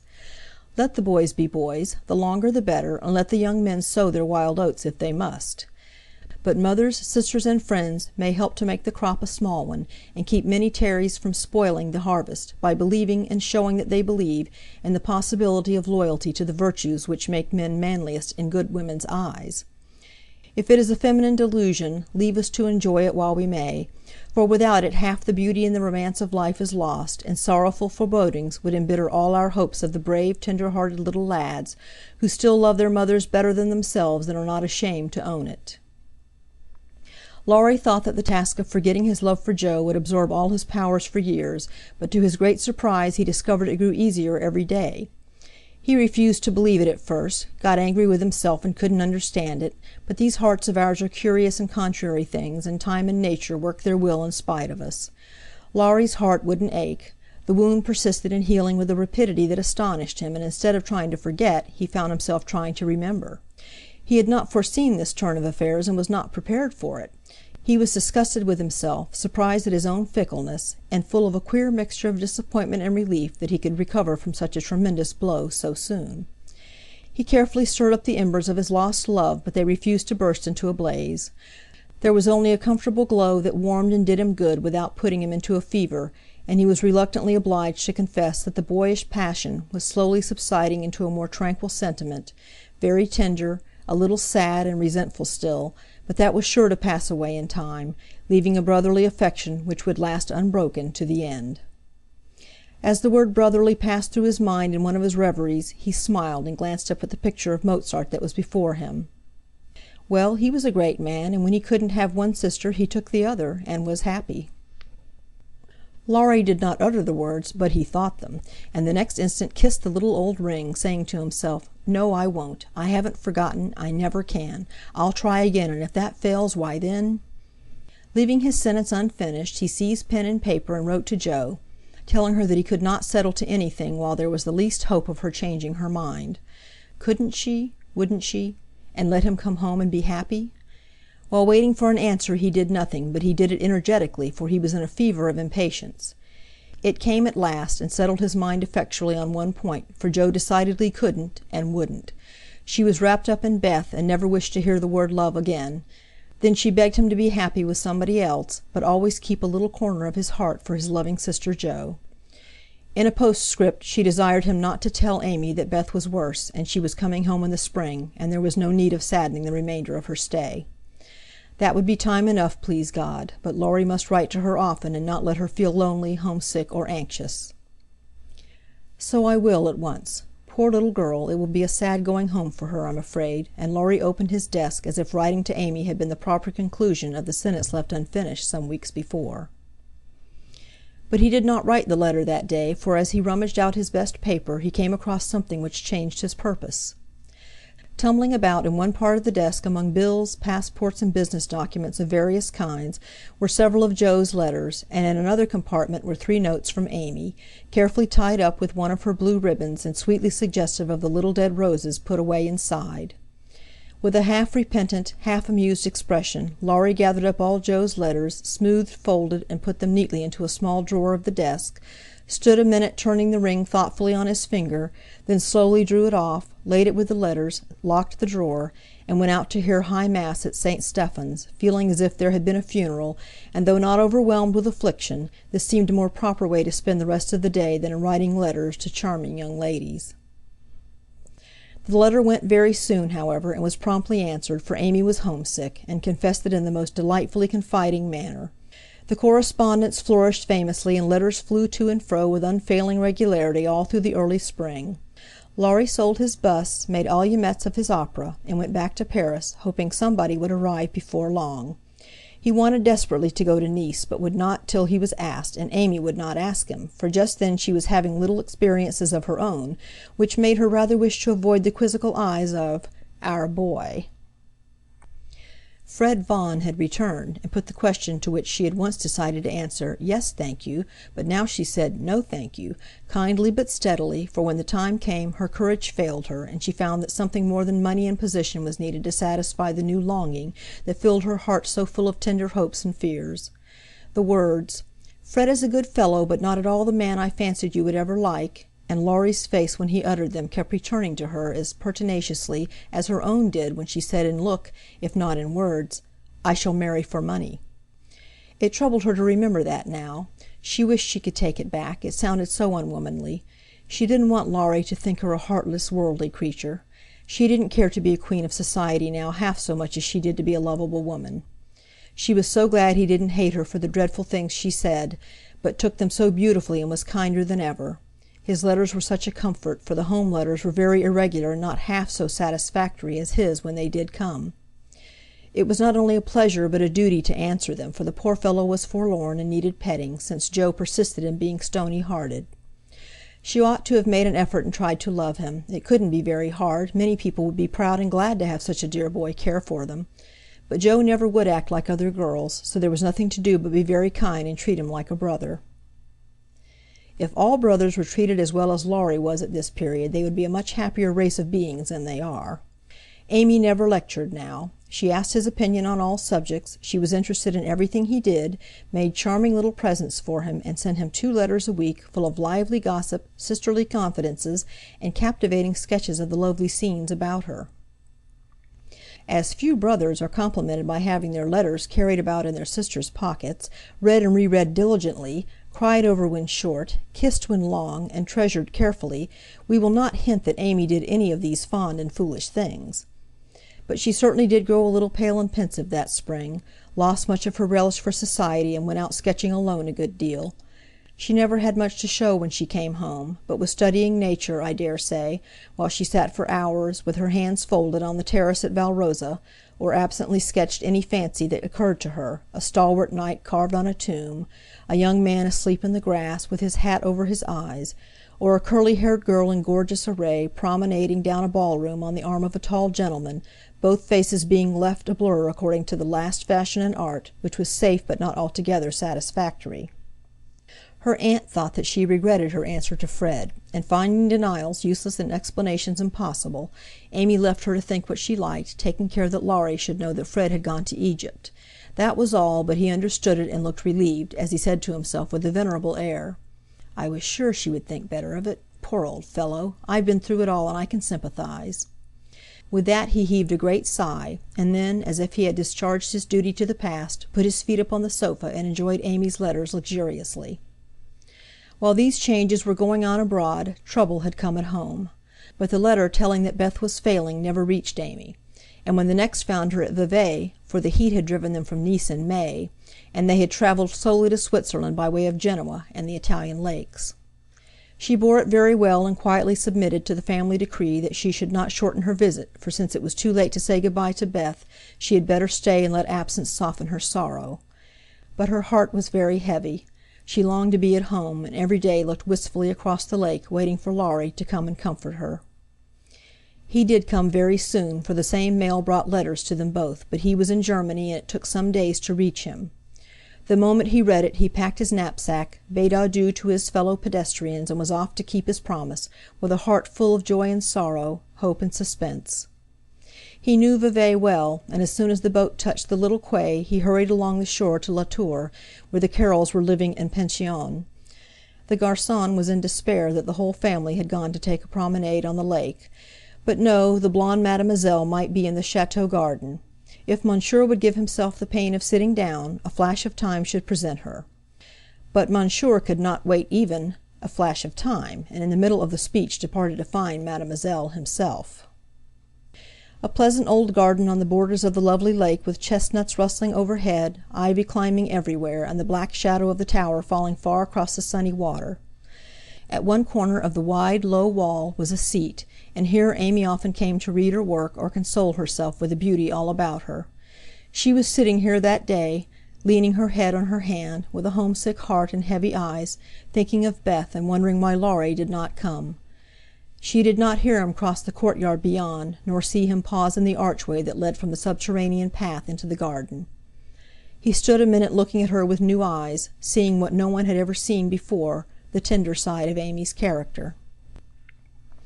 Everything about her mutely suggested love and sorrow: the blotted letters in her lap, the black ribbon that tied up her hair, the womanly pain and patience in her face. Even the little ebony cross at her throat seemed pathetic to Laurie, for he had given it to her, and she wore it as her only ornament. If he had any doubts about the reception she would give him, they were set at rest the minute she looked up and saw him, for dropping everything, she ran to him, exclaiming in a tone of unmistakable love and longing, "Oh, Laurie, Laurie, I knew you'd come to me." I think everything was said and settled then, for as they stood together quite silent for a moment, with the dark head bent down protectingly over the light one, Amy felt that no one could comfort and sustain her so well as Laurie, and Laurie decided that Amy was the only woman in the world who could fill Joe's place and make him happy. He did not tell her so, but she was not disappointed, for both felt the truth, were satisfied, and gladly left the rest to silence. In a minute Amy went back to her place, and while she dried her tears, Laurie gathered up the scattered papers, finding in the sight of sundry well-worn letters and suggestive sketches good omens for the future. As he sat down beside her, Amy felt shy again, and turned rosy red at the recollection of her impulsive greeting. "I couldn't help it. I felt so lonely and sad, and was so very glad to see you.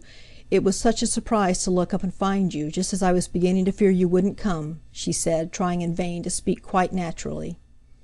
"I came the minute I heard. I wish I could say something to comfort you for the loss of dear little Beth, but I can only feel and—" He could not get any further, for he too turned bashful all of a sudden, and did not quite know what to say. He longed to lay Amy's head down on his shoulder and tell her to have a good cry, but he did not dare, so took her hand instead, and gave it a sympathetic squeeze that was better than words. "You needn't say anything, this comforts me," she said softly. "Beth is well and happy, and I mustn't wish her back, but I dread the going home, much as I long to see them all. We won't talk about it now, for it makes me cry, and I want to enjoy you while you stay. You needn't go right back, need you?" "Not if you want me, dear." "I do, so much. Aunt and Flo are very kind, but you seem like one of the family, and it would be so comfortable to have you for a little while." Amy spoke and looked so like a homesick child whose heart was full that Laurie forgot his bashfulness all at once, and gave her just what she wanted, the petting she was used to and the cheerful conversations she needed. "Poor little soul, you look as if you'd grieved yourself half sick. I'm going to take care of you, so don't cry any more, but come and walk about with me. The wind is too chilly for you to sit still," he said, in the half-caressing, half-commanding way that Amy liked, as he tied on her hat, drew her arm through his, and began to pace up and down the sunny walk under the new-leaved chestnuts. He felt more at ease upon his legs, and Amy found it pleasant to have a strong arm to lean upon, a familiar face to smile at her, and a kind voice to talk delightfully for her alone. The quaint old garden had sheltered many pairs of lovers, and seemed expressly made for them, so sunny and secluded was it, with nothing but the tower to overlook them, and the wide lake to carry away the echo of their words as it rippled by below. For an hour this new pair walked and talked, or rested on the wall, enjoying the sweet influences which gave such a charm to time and place, and when an unromantic dinner bell warned them away, Amy felt as if she left her burden of loneliness and sorrow behind her in the chateau garden. The moment Mrs. Carroll saw the girl's altered face, she was illuminated with a new idea, and exclaimed to herself, "Now I understand it all. The child has been pining for young Lawrence. Bless my heart, I never thought of such a thing." With praiseworthy discretion, the good lady said nothing, and betrayed no sign of enlightenment, but cordially urged Laurie to stay, and begged Amy to enjoy his society, for it would do her more good than so much solitude. Amy was a model of docility, and as her aunt was a good deal occupied with Flo, she was left to entertain her friend, and did it with more than her usual success. At Nice, Laurie had lounged and Amy had scolded. At Vevey, Laurie was never idle, but always walking, riding, boating, or studying in the most energetic manner, while Amy admired everything he did and followed his example as far and as fast as she could.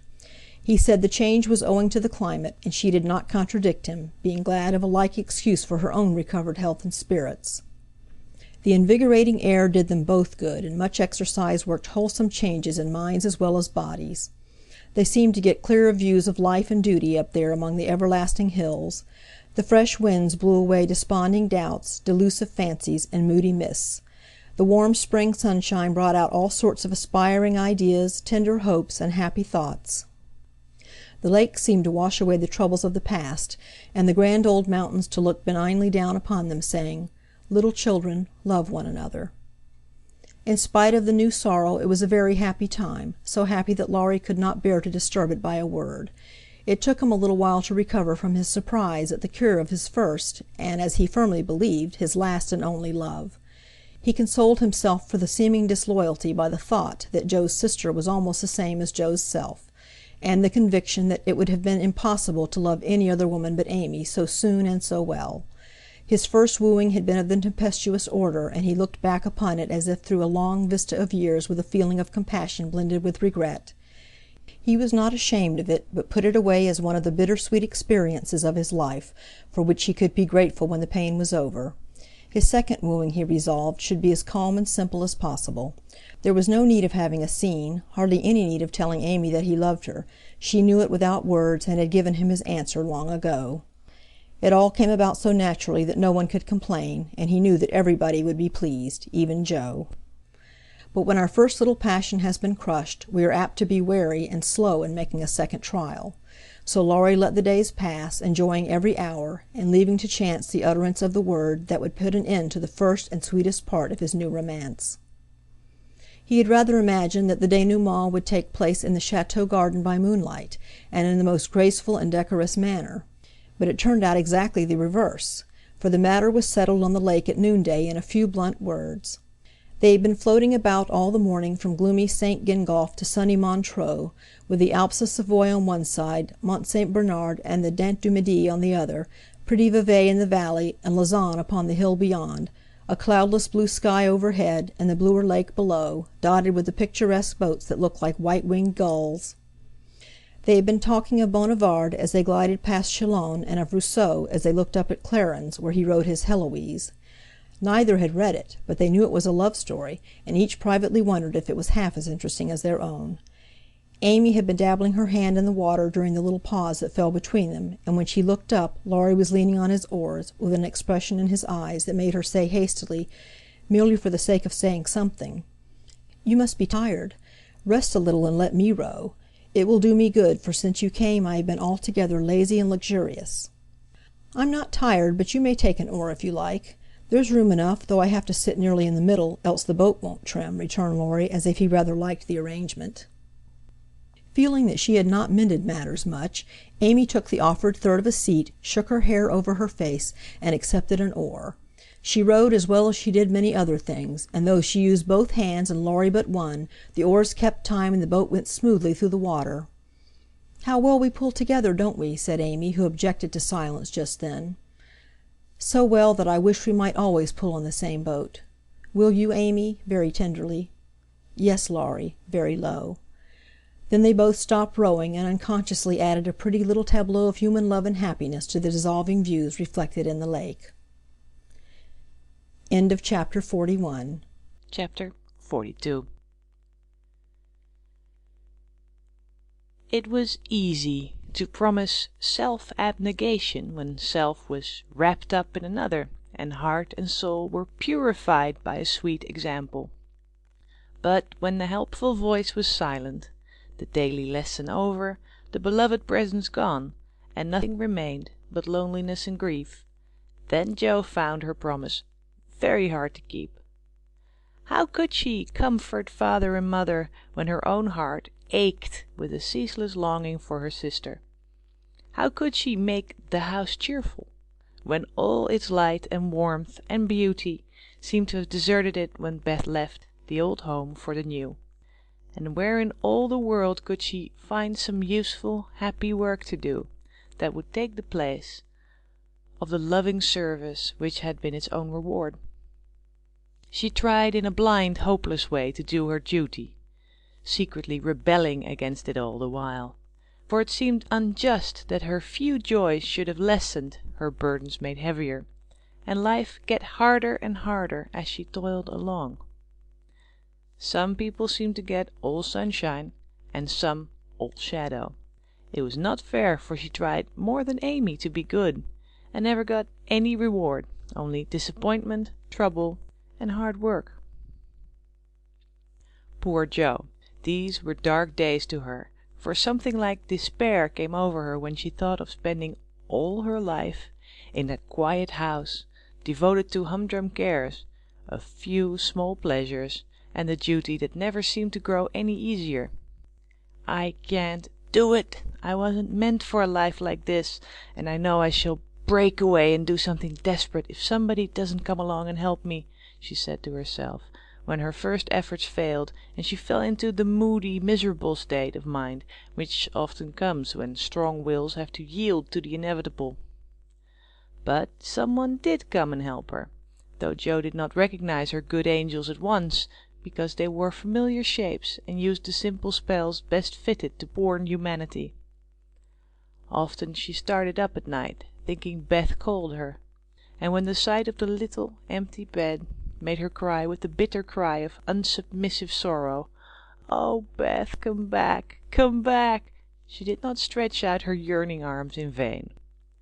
For as quick to hear her sobbing as she had been to hear her sister's faintest whisper, her mother came to comfort her. Not with words only, but the patient tenderness that soothes by a touch, tears that were mute reminders of a greater grief than Jo's, and broken whispers more eloquent than prayers, because hopeful resignation went hand in hand with natural sorrow. Sacred moments when heart talked to heart in the silence of the night, turning affliction to a blessing, which chastened grief and strengthened love. Feeling this, Jo's burden seemed easier to bear, duty grew sweeter, and life looked more endurable, seen from the safe shelter of her mother's arms. When aching heart was a little comforted, troubled mind likewise found help, for one day she went to the study, and leaning over the good grey head, lifted to welcome her with a tranquil smile, she said very humbly, "Father, talk to me as you did to Beth. I need it more than she did, for I'm all wrong." "My dear, nothing can comfort me like this," he answered, with a falter in his voice, and both arms round her, as if he too needed help, and did not fear to ask for it. Then, sitting in Beth's little chair close beside him, Joe told her troubles, the resentful sorrow for her loss, the fruitless efforts that discouraged her, the want of faith that made life look so dark, and all the sad bewilderment that we call despair. She gave him entire confidence. He gave her the help she needed, and both found consolation in the act. For the time had come when they could talk together, not only as father and daughter, but as man and woman, able and glad to serve each other, with mutual sympathy as well as mutual love. Happy, thoughtful times, there in the old study which Joe called the Church of One Member, and from which she came with fresh courage, recovered cheerfulness, and a more submissive spirit. For the parents who had taught one child to meet death without fear were trying now to teach another to accept life without despondency or distrust, and to use its beautiful opportunities with gratitude and power. Other helps had Joe, humble, wholesome duties and delights that would not be denied their part in serving her, and which she slowly learned to see and value. Brooms and dishcloths never could be as distasteful as they once had been, for Beth had presided over both, and something of her housewifely spirit seemed to linger around the little mop and the old brush, never thrown away. As she used them, Jo found herself humming the songs Beth used to hum, imitating Beth's orderly ways, and giving the little touches here and there that kept everything fresh and cozy, which was the first step to making home happy, though she didn't know it till Hannah said, with an approving squeeze of the hand, "You thoughtful creetur, you're determined we shan't miss that dear lamb if you can help it. We don't say much, but we see it, and the Lord will bless you for it, see if he don't." As they sat sewing together, Jo discovered how much improved her sister Meg was, how well she could talk, how much she knew about good, womanly impulses, thoughts and feelings, how happy she was in husband and children, and how much they were all doing for each other. Marriage is an excellent thing after all. I wonder if I should blossom out half as well as you have if I tried it? Always provisin' I could, said Jo, as she constructed a kite for Demi in the topsy-turvy nursery. It's just what you need to bring out the tender womanly half of your nature, Jo. You are like a chestnut burr, prickly outside, but silky soft within, and a sweet kernel. If one can only get at it.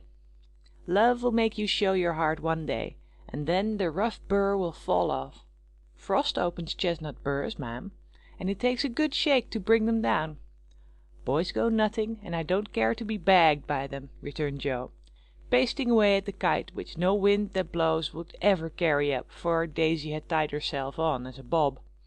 Meg laughed, for she was glad to see a glimmer of Jo's old spirit, but she felt it her duty to enforce her opinion by every argument in her power. And the sisterly chats were not wasted, especially as two of Meg's most effective arguments were the babies, whom Jo loved tenderly. Grief is the best opener of some hearts, and Jo's was nearly ready for the bag. A little more sunshine to ripen the nut, then not a boy's impatient shake, but a man's hand reached up to pick it gently from the burr, and find the kernel sound and sweet.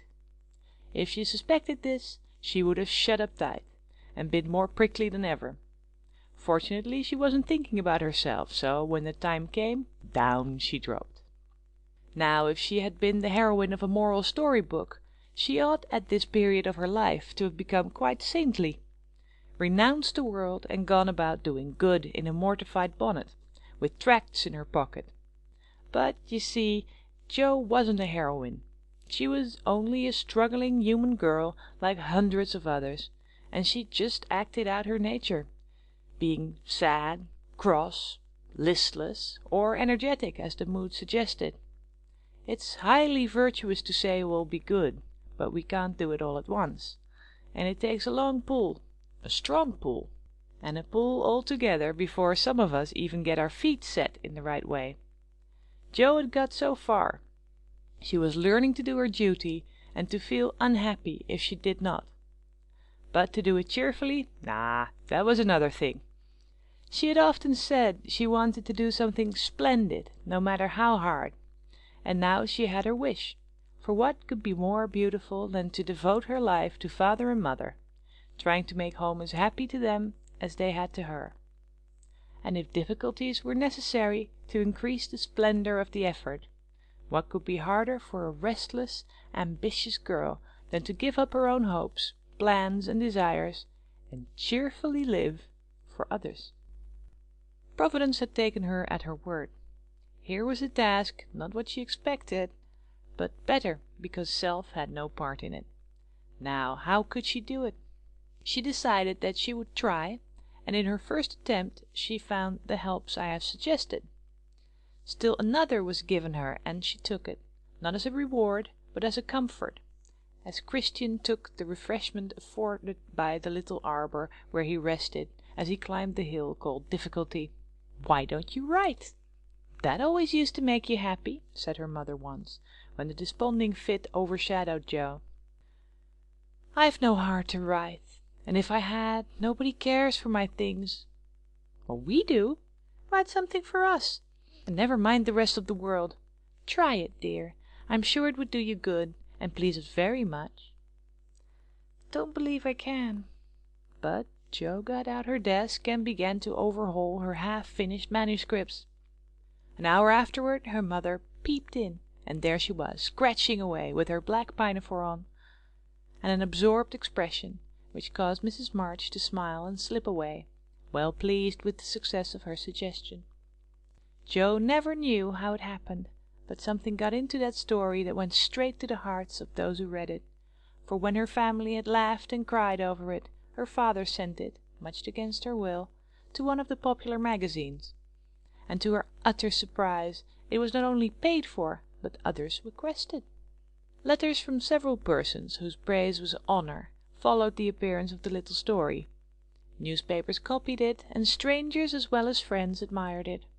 For a small thing it was a great success, and Jo was more astonished than when her novel was commended and condemned all at once. "I don't understand it. What can there be in a simple little story like that to make people praise it so?" she said, quite bewildered. "There is truth in it, Jo. That's the secret. Humor and pathos make it alive, and you have found your style at last. You wrote with no thoughts of fame or money, and put your heart into it, my daughter. As you have had the bitter, now comes the sweet. Do your best, and grow as happy as we are in your success." "If there's anything good or true in what I write, it isn't mine. I owe it all to you and mother and Beth," said Jo, more touched by her father's words than by any amount of praise from the world. So taught by love and sorrow, Jo wrote her little stories, and sent them away to make friends for themselves and her, finding it a very charitable world to such humble wanderers, for they were kindly welcomed, and sent home comfortable tokens to their mother, like dutiful children whom good fortune overtakes. When Amy and Laurie wrote of their engagement, Mrs. March feared that Jo would find it difficult to rejoice over it, but her fears were soon set at rest, for though Jo looked grave at first, she took it very quietly, and was full of hopes and plans for the children before she read the letter twice. It was a sort of written duet, wherein each glorified the other in lover-like fashion, very pleasant to read and satisfactory to think of, for no one had any objection to make. "You like it, mother?" said Jo, as they laid down the closely written sheets and looked at one another. "Yes, I hoped it would be so, ever since Amy wrote that she had refused Fred. I felt sure then that something better than what you call the mercenary spirit had come over her, and a hint here and there in her letters made me suspect that love and Laurie would win the day." "How sharp you are, Marmee, and how silent! You never said a word to me. Mothers have need of sharp eyes and discreet tongues when they have girls to manage. I was half afraid to put the idea into your head, lest you should write and congratulate them before the thing was settled. I am not the scatterbrain I was, you may trust me. I'm sober and sensible enough for anyone's confidant now." "So you are, my dear, and I should have made you mine, only I fancied it might pain you to learn that your Teddy loved someone else." "Now, mother, did you really think I could be so silly and selfish after I'd refused his love when it was freshest, if not best?" "I knew you were sincere then, Joe, but lately I have thought that if he came back and asked again, you might perhaps feel like giving another answer. Forgive me, dear, I can't help seeing that you are very lonely, and sometimes there is a hungry look in your eyes that goes to my heart. So I fancied that your boy might fill the empty place if he tried now." "No, mother, it is better as it is, and I'm glad Amy has learned to love him. But you are right in one thing. I am lonely, and perhaps if Teddy had tried again I might have said yes, not because I love him any more, but because I care more to be loved than when he went away. I'm glad of that, Joe, for it shows you are getting on. There are plenty to love you, so try and be satisfied with father and mother, sisters and brothers, friends and babies, till the best lover of all comes to give you your reward. Mothers are the best lovers in the world, but I don't mind whispering to Marmee that I'd like to try all kinds. It's very curious, but the more I try to satisfy myself with all sorts of natural affections, the more I seem to want. I'd no idea hearts could take in so many. Mine is so elastic it never seems full now, and I used to be quite contented with my family. I don't understand it." "I do," and Mrs. March smiled her wise smile as Joe turned back the leaves to read what Amy said of Laurie. "It is so beautiful to be loved as Laurie loves me. He isn't sentimental, doesn't say much about it, but I see and feel it in all he says and does, and it makes me so happy and so humble that I don't seem to be the same girl I was. I never knew how good and generous and tender he was till now, for he lets me read his heart, and I find it full of noble impulses and hopes and purposes, and I'm so proud to know it's mine. He says he feels as if he could make a prosperous voyage now, with me aboard as mate, and lots of love for ballast. I pray he may, and try to be all he believes me, for I love my gallant captain with all my heart and soul and might, and never will desert him, while God lets us be together. Oh, mother, I never knew how much like heaven this world could be when two people love and live for one another." And that's our cool, reserved, and worldly Amy. Truly, love does work miracles. How very, very happy they must be. And Joe laid the rustling sheets together with a careful hand, as one might shut the covers of a lovely romance, which holds the reader fast till the end comes, and he finds himself alone in the workaday world again. By and by Joe roamed away upstairs, for it was rainy and she could not walk. A restless spirit possessed her, and the old feeling came again, not bitter as it once was, but a sorrowfully patient wonder why one sister should have all she asked, the other nothing. It was not true, she knew that and tried to put it away, but the natural craving for affection was so strong, and Amy's happiness woke the hungry longing for someone to love with heart and soul and cling to while God let them be together. Up in the garret where Joe's unquiet wanderings ended stood 4 little wooden chests in a row, each marked with its owner's name, and each filled with relics of the childhood and girlhood ended now for all. Joe glanced into them, and when she came to her own, leaned her chin on the edge, and stared absently at the chaotic collection, till a bundle of old exercise books caught her eye. She drew them out, turned them over, and relived that pleasant winter at kind Mrs. Kirk's. She had smiled at first, then she looked thoughtful, next sad, and when she came to a little message written in the professor's hand, her lips began to tremble. The book slid out of her lap, and she sat looking at the friendly words, as it took a new meaning and touched a tender spot in her heart. "Wait for me, my friend. I may be a little late, but I shall surely come." Oh, if only he would! So kind, so good, so patient with me always, my dear old Fritz. I didn't value him half enough when I had him. But now how I should love to see him, for everyone seems going away from me, and I'm all alone." And holding the little paper fast, as if it were a promise yet to be fulfilled, Jo laid her head down on a comfortable rag bag, and cried, as if in opposition to the rain pattering on the roof. Was it all self-pity, loneliness, or low spirits? Or was it the waking up of a sentiment which had bided its time as patiently as its inspirer? Who shall say? End of chapter 42. Chapter 43. Surprises. Jo was alone in the twilight, lying on the old sofa, looking at the fire and thinking. It was her favorite way of spending the hour of dusk.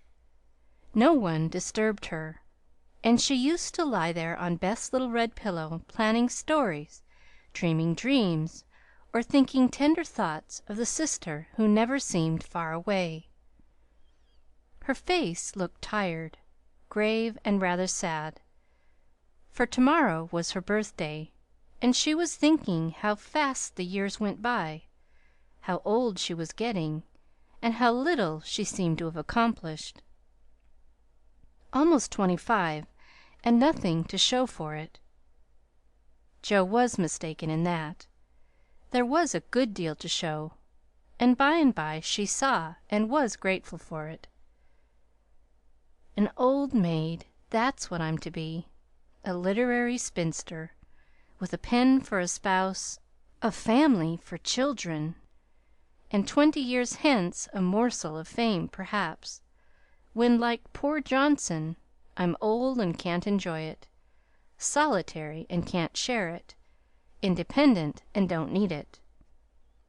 Well, I needn't be a sour saint nor a selfish sinner, and, I dare say, old maids are very comfortable when they get used to it. But and there Jo sighed, as if the prospect was not inviting. It seldom is, at first, and 30 seems the end of all things to 25. But it's not as bad as it looks, and no one can get on quite happily if one has something in one's self to fall back upon. At 25, girls begin to talk about being old maids, but secretly resolve that they never will be.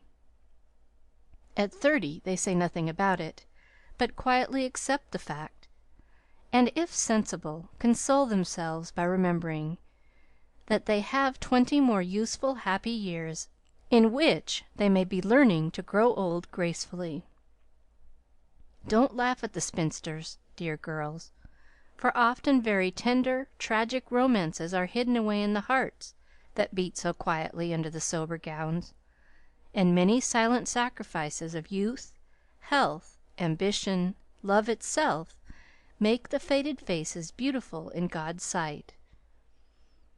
Even the sad, sour sisters should be kindly dealt with, because they have missed the sweetest part of life, if for no other reason. And looking at them with compassion, not contempt, girls in their bloom should remember that they too may miss the blossom time, that rosy cheeks don't last forever, that silver threads will come in the bonny brown hair, and that by and by kindness and respect will be as sweet as love and admiration now. Gentlemen, which means boys, be courteous to the old maids, no matter how poor and plain and prim, for the only chivalry worth having is that which is the readiest to pay deference to the old, protect the feeble, and serve womankind regardless of rank, age, or color. Just recollect the good aunts who have not only lectured and fussed, but nursed and petted, too often without thanks, the scrapes they have helped you out of, the tips they have given you from their small store, the stitches the patient old fingers have set for you, the steps the willing old feet have taken, and gratefully pay the dear old ladies the little attentions that women love to receive as long as they live. The bright-eyed girls are quick to see such traits, and will like you all the better for them. And if death, almost the only power that can part mother and son, should rob you of yours, you will be sure to find a tender welcome and maternal cherishing from some Aunt Priscilla, who has kept the warmest corner of her lonely old heart for the best nevy in the world. Joe must have fallen asleep, as I dare say my reader has during this little homily, for suddenly Laurie's ghost seemed to stand before her, a substantial, lifelike ghost, leaning over her with the very look he used to wear when he felt a good deal and didn't like to show it. But like Jenny in the ballad, she could not think it he, and lay staring up at him in startled silence till he stooped and kissed her. Then she knew him, and flew up crying joyfully, "Oh, my Teddy! Oh, my Teddy! Dear Joe, you are glad to see me, then?" "Glad? My blessed boy, words can't express my gladness. Where's Amy?" "Your mother has got her down at Meg's. We stopped there by the way, and there was no getting my wife out of their clutches." "Your what?" cried Joe, for Laurie uttered those two words with an unconscious pride and satisfaction which betrayed him. "Oh, the dickens! Now I've done it!" And he looked so guilty that Joe was down on him like a flash. "You've gone and got married!" "Yes, please, but I never will again." And he went down upon his knees with a penitent clasping of hands, and a face full of mischief, mirth, and triumph. "Actually married?" "Very much so, thank you." "Mercy on us! What dreadful thing will you do next?" And Joe fell into her seat with a gasp. "A characteristic but not exactly complimentary congratulation," returned Laurie, still in an abject attitude, but beaming with satisfaction. "What can you expect when you take one's breath away, creeping in like a burglar, and letting cats out of bags like that? Get up, you ridiculous boy, and tell me all about it." "Not a word unless you let me come in my old place and promise not to barricade." Joe laughed at that, as she had not done for many a long day, and patted the sofa invitingly, as she said in a cordial tone, "The old pillow is up garret, and we don't need it now, so come and 'fess, Teddy." "How good it sounds to hear you say Teddy! No one ever calls me that but you." And Laurie sat down with an air of great content. "What does Amy call you?" "My lord." "That's like her. Well, you look it." And Joe's eye plainly betrayed that she found her boy comelier than ever. The pillow was gone, but there was a barricade nevertheless, a natural one raised by time, absence, and change of heart. Both felt it, and for a minute looked at one another as if that invisible barrier cast a shadow over them. It was gone directly, however, for Laurie said with a vain attempt at dignity, "Don't I look like a married man and the head of a family?" "Not a bit, and you never will. You've grown bigger and bonnier, but you are the same scapegrace as ever." "Now, really, Joe, you ought to treat me with more respect," began Laurie, who enjoyed it all immensely. "How can I, when the mere idea of you married and settled is so irresistibly funny that I can't keep sober?" answered Joe, smiling all over her face so infectiously that they had another laugh, and then settled down for a good talk, quite in the pleasant old fashion. "It's no use your going out in the cold to get Amy, for they are all coming up presently. I couldn't wait. I wanted to be the one to tell you the grand surprise, and have first skim, as we used to say when we squabbled about the cream." "Of course you did, and spoiled your story by beginning the wrong end. Now start right and tell me how it all happened. I'm pining to know." "Well, I did it to please Amy," began Laurie, with a twinkle that made Joe exclaim. "Fib number one. Amy did it to please you. Go on and tell the truth, if you can, sir." "Now she's beginning to marmot. Isn't it jolly to hear her?" said Laurie to the fire, and the fire glowed and sparkled as if it quite agreed. "It's all the same, you know, she and I being one. We planned to come home with the Carrolls a month or more ago, but they suddenly changed their minds and decided to pass another winter in Paris. But Grandpa wanted to come home. He went to please me, and I couldn't let him go alone, neither could I leave Amy, and Mrs. Carroll had got English notions about chaperones and such nonsense, and wouldn't let Amy come with us. So I just settled the difficulty by saying, 'Let's be married, and then we can do as we like.' Of course you did. You always have things to suit you." "Not always," and something in Laurie's voice made Joe say hastily, "How did you ever get aunt to agree?" It was hard work, but between us we talked her over, for we had heaps of good reasons on our side. There wasn't time to write and ask leave, but you all liked it, had consented to it by and by, and it was only taking time by the fetlock, as my wife says. "Aren't we proud of those 2 words, and don't we like to say them?" interrupted Joe, addressing the fire in her turn, and watching with delight the happy light it seemed to kindle in the eyes that had been so tragically gloomy when she saw them last. "A trifle, perhaps. She's such a captivating little woman I can't help being proud of her." Well, then uncle and aunt were there to play propriety. We were so absorbed in one another we were of no mortal use apart, and that charming arrangement would make everything easy all round, so we did it.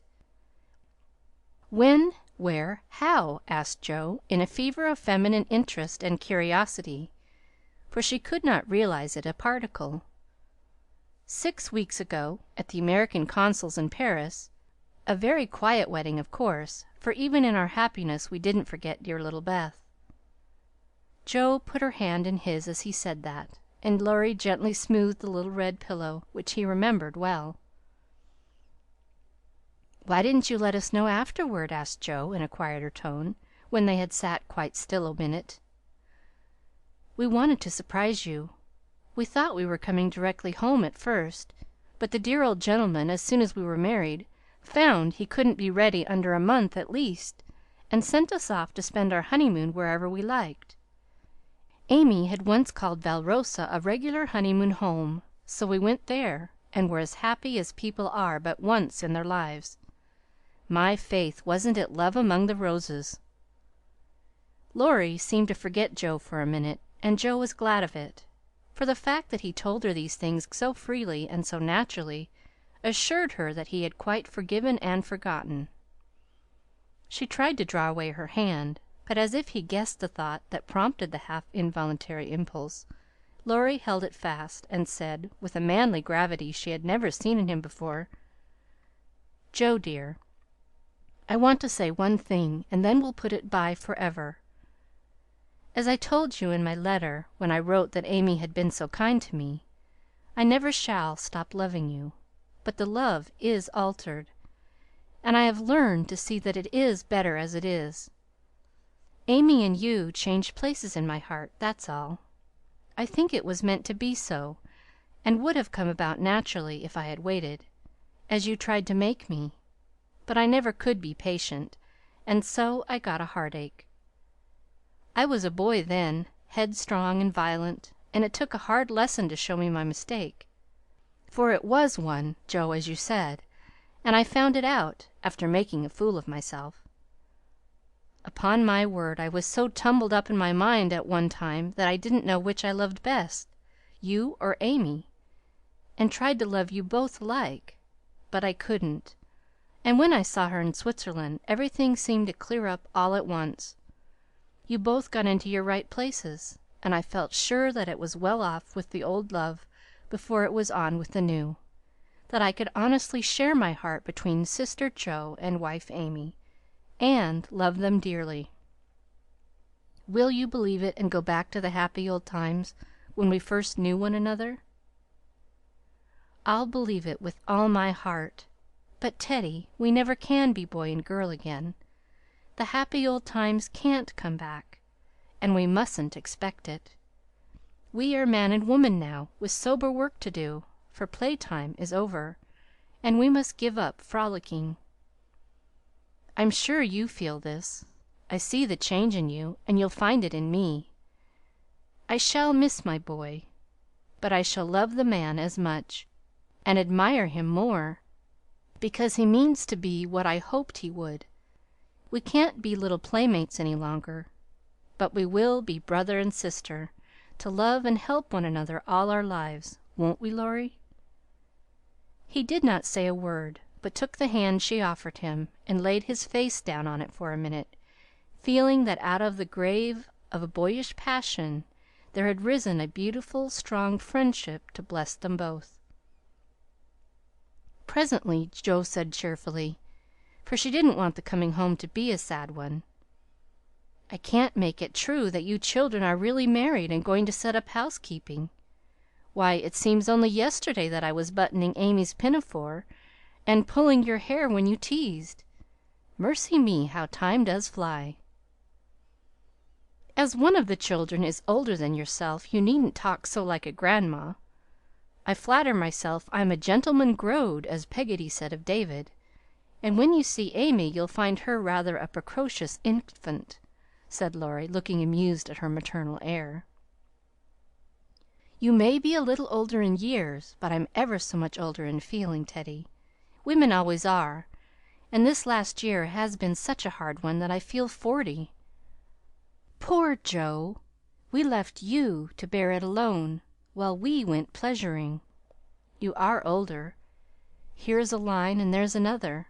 Unless you smile, your eyes look sad, and when I touched the cushion just now I found a tear on it.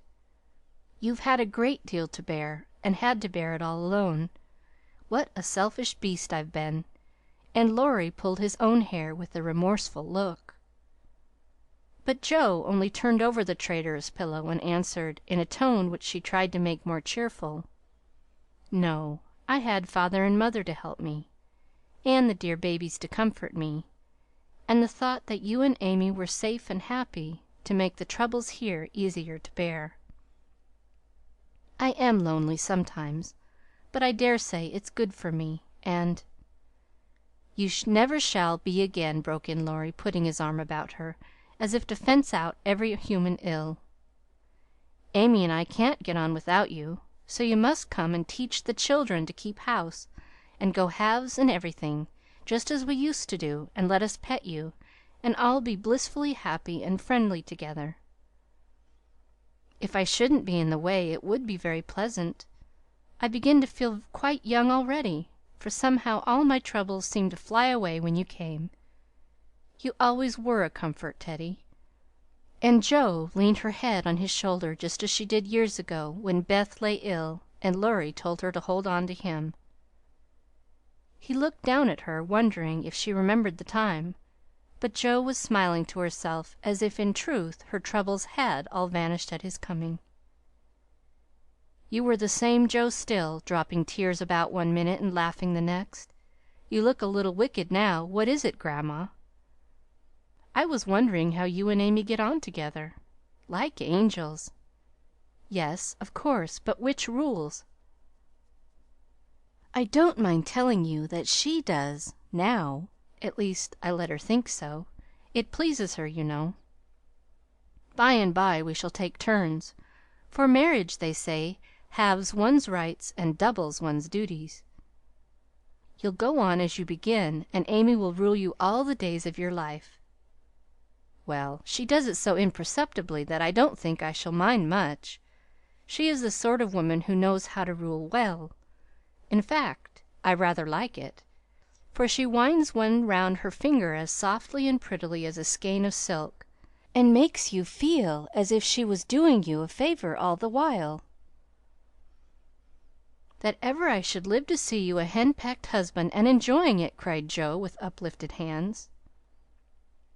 It was good to see Laurie square his shoulders and smile with masculine scorn at that insinuation, as he replied with his high and mighty air, "Amy is too well bred for that, and I am not the sort of man to submit to it.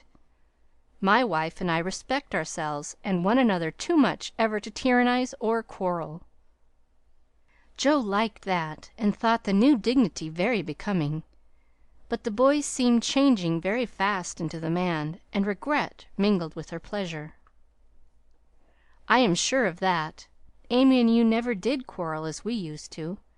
She is the sun and I the wind in the fable, and the sun managed the man best, you remember." "She can blow him up as well as shine on him," laughed Laurie. "Such a lecture as I got at Nice! I give you my word it was a deal worse than any of your scoldings, a regular rouser. I'll tell you all about it some time. She never will, because after telling me that she despised and was ashamed of me, she lost her heart to the despicable party and married the good for nothing. What baseness! If she abuses you, come to me and I'll defend you."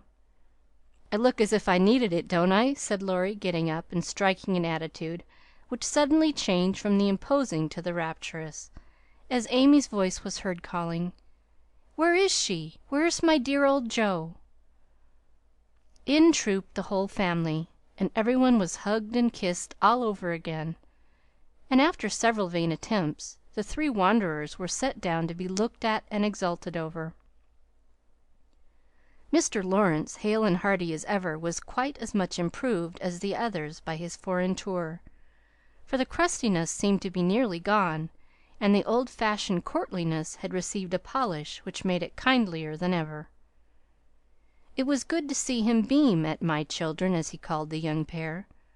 It was better still to see Amy pay him the daughterly duty and affection which completely won his old heart, and best of all to watch Laurie revolve about the two, as if never tired of enjoying the pretty picture they made. The minute she put her eyes upon Amy, Meg became conscious that her own dress hadn't a Parisian air, that young Mrs. Moffat would be entirely eclipsed by young Mrs. Lawrence, and that her ladyship was altogether a most elegant and graceful woman. Jo thought, as she watched the pair, "How well they look together! I was right, and Laurie has found the beautiful, accomplished girl who will become his home better than clumsy old Joe, and be a pride, not a torment to him." Mrs. March and her husband smiled and nodded at each other with happy faces, for they saw that their youngest had done well, not only in worldly things, but the better wealth of love, confidence, and happiness. For Amy's face was full of the soft brightness which betokens a peaceful heart, her voice had a new tenderness in it, and the cool, prim carriage was changed to a gentle dignity, both womanly and winning. No little affectations marred it, and the cordial sweetness of her manner was more charming than the new beauty or the old grace, for it stamped her at once with the unmistakable sign of the true gentlewoman she had hoped to become. "Love has done much for our little girl," said her mother softly. "She had a good example before her all her life, my dear," Mr. March whispered back, with a loving look at the worn face and gray head beside him. Daisy found it impossible to keep her eyes off her pitty auntie, but attached herself like a lap dog to the wonderful chatelaine full of delightful charms. Demi paused to consider the new relationship before he compromised himself by the rash acceptance of a bribe, which took the tempting form of a family of wooden bears from Berne. A flank movement produced an unconditional surrender, however, for Laurie knew where to have him. "Young man, when I first had the honor of making your acquaintance, you hit me in the face. Now I demand the satisfaction of a gentleman." And with that the tall uncle proceeded to toss and tousle the small nephew in a way that damaged his philosophical dignity as much as it delighted his boyish soul. "Blest if she ain't in silk from head to foot! Ain't it a relishin' sight to see her settin' there as fine as a fiddle, and hear folks calling little Amy Miss Lawrence?" muttered old Hannah, who could not resist frequent peeks through the slide as she set the table in a most decidedly promiscuous manner. Mercy on us, how they did talk! First one, then the other, then all burst out together, trying to tell the history of 3 years in half an hour. It was fortunate that tea was at hand, to produce a lull and provide refreshment, for they would have been hoarse and faint if they had gone on much longer. Such a happy procession as filed away into the little dining room! Mr. March proudly escorted Mrs. Lawrence.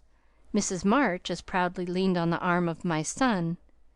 The old gentleman took Jo with a whispered, "You must be my girl now," and a glance at the empty corner by the fire that made Jo whisper back, "I'll try to fill her place, sir." The twins pranced behind, feeling that the millennium was at hand, for every one was so busy with the newcomers that they were left to revel at their own sweet will, and you may be sure they made the most of the opportunity.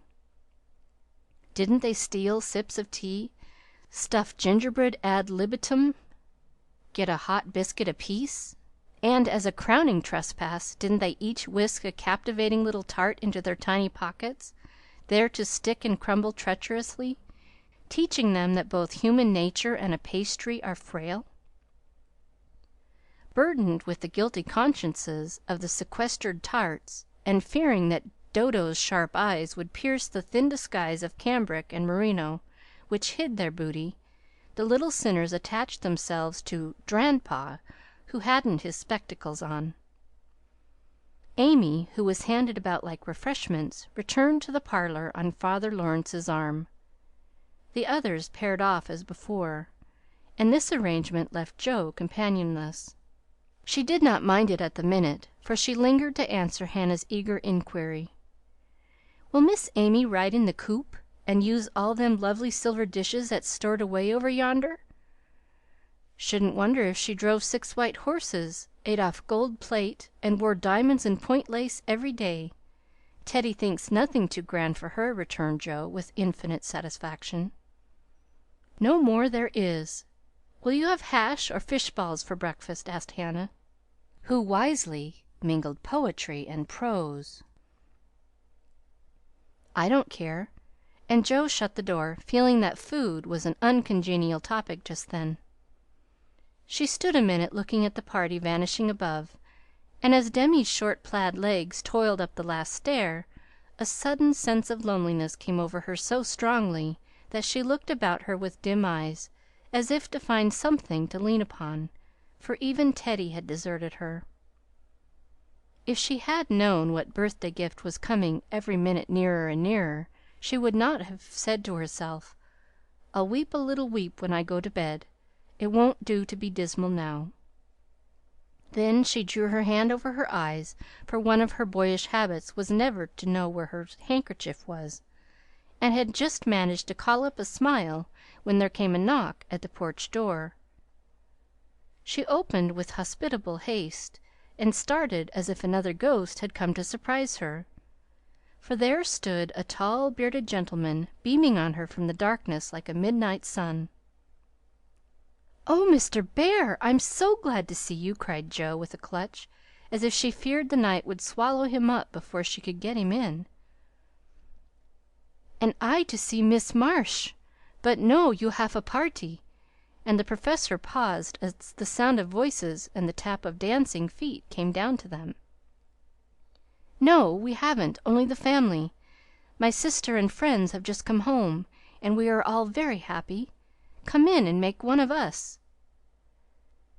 Though a very social man, I think Mr. Bear would have gone decorously away and come again another day, but how could he when Jo shut the door behind him and bereft him of his hat? Perhaps her face had something to do with it, for she forgot to hide her joy at seeing him, and showed it with a frankness that proved irresistible to the solitary man whose welcome far exceeded his boldest hopes. "If I shall not be Monsieur de Trop, I will so gladly see them all. You have been ill, my friend?" He put the question abruptly, for as Jo hung up his coat the light fell on her face, and he saw a change in it. "Not ill, but tired and sorrowful. We have had trouble since I saw you last." "Ah, yes, I know. My heart was sore for you when I heard that." And he shook hands again with such a sympathetic face that Jo felt as if no comfort could equal the look of the kind eyes, the grasp of the big warm hand. "Father, Mother, this is my friend Professor Bear," she said, with a face and tone of such irrepressible pride and pleasure that she might as well have blown a trumpet and opened the door with a flourish. If the stranger had any doubts about his reception, they were set at rest in a minute by the cordial welcome he received. Everyone greeted him kindly for Joe's sake at first, but very soon they liked him for his own. They could not help it, for he carried the talisman that opens all hearts, and these simple people warmed to him at once, feeling even the more friendly because he was poor. For poverty enriches those who live above it, and is a sure passport to truly hospitable spirits. Mr. Bear sat looking about him with the air of a traveler who knocks at a strange door, and when it opens finds himself at home. The children went to him like bees to a honey pot, and establishing themselves on each knee, proceeded to captivate him by rifling his pockets, pulling his beard, and investigating his watch with juvenile audacity. The women telegraphed their approval to one another, and Mr. March, feeling that he had got a kindred spirit, opened his choicest stores for his guests' benefit, while Silent John listened and enjoyed the talk, but said not a word, and Mr. Lawrence found it impossible to go to sleep. If Joe had not been otherwise engaged, Laurie's behavior would have amused her, for a faint twinge, not of jealousy, but something like suspicion, caused that gentleman to stand aloof at first, and observe the newcomer with brotherly circumspection. But it did not last long. He got interested in spite of himself, and before he knew it, was drawn into the circle. For Mr. Bear talked well in this genial atmosphere, and did himself justice. He seldom spoke to Laurie, but he looked at him often, and a shadow would pass across his face as if regretting his own lost youth, as he watched the young man in his prime. Then his eyes would turn to Joe so wistfully that she would have surely answered the mute inquiry if she had seen it. But Joe had her own eyes to take care of. In feeling that they could not be trusted, she prudently kept them on the little sock she was knitting, like a model maiden aunt. A stealthy glance now and then refreshed her like sips of fresh water after a dusty walk, for the sidelong peeps showed her several propitious omens. Mr. Bear's face had lost the absent-minded expression, and looked all alive with interest in the present moment, actually young and handsome, she thought, forgetting to compare him with Laurie, as she usually did strange men to their great detriment. Then he seemed quite inspired, though the burial customs of the ancients, to which the conversation had strayed, might not be considered an exhilarating topic. Joe quite glowed with triumph when Teddy got quenched in an argument, and thought to herself, as she watched her father's absorbed face, "How he would enjoy having such a man as my professor to talk with every day." Lastly, Mr. Bear was dressed in a new suit of black, which made him look more like a gentleman than ever. His bushy hair had been cut and smoothly brushed, but didn't stay in order long, for in exciting moments he rumpled it up in the droll way he used to do, and Joe liked it rampantly erect better than flat, because she thought it gave his fine forehead a Jove-like aspect. Poor Joe, how she did glorify that plain man, as she sat knitting away so quietly, yet letting nothing escape her, not even the fact that Mr. Bear actually had gold sleeve buttons in his immaculate wristbands. "Dear old fellow, he couldn't got himself up with more care if he'd been going a-wooing," said Joe to herself, and then a sudden thought born of the words made her blush so dreadfully that she had to drop her ball and go down after it to hide her face. The maneuver did not succeed as well as she had expected, however, for though just in the act of setting fire to a funeral pyre, the Professor dropped his torch, metaphorically speaking, and made a dive after the little blue ball. Of course they bumped their heads smartly together, saw stars, and both came up flushed and laughing without the ball, to resume their seats, wishing they had not left them. Nobody knew where the evening went to, for Hannah skilfully abstracted the babies at an early hour, nodding like two rosy poppies, and Mr. Lawrence went home to rest. The others sat round the fire talking away, utterly regardless of the lapse of time, till Meg, whose maternal mind was impressed with a firm conviction that Daisy had tumbled out of bed, and Demi set his nightgown afire, studying the structure of matches, made a move to go. "We must have our sing in the good old way, for we are all together again once more," said Joe, feeling that a good shout would be a safe and pleasant vent for the jubilant emotions of her soul. They were not all there, but no one found the words thoughtless or untrue, for Beth still seemed among them, a peaceful presence, invisible, but dearer than ever, since death could not break the household league that love made dissoluble. The little chair stood in its old place.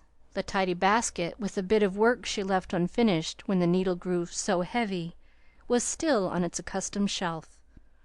The beloved instrument, seldom touched now, had not been moved, and above it Beth's face, serene and smiling as in the early days, looked down upon them, seeming to say, "Be happy, I am here." "Play something, Amy.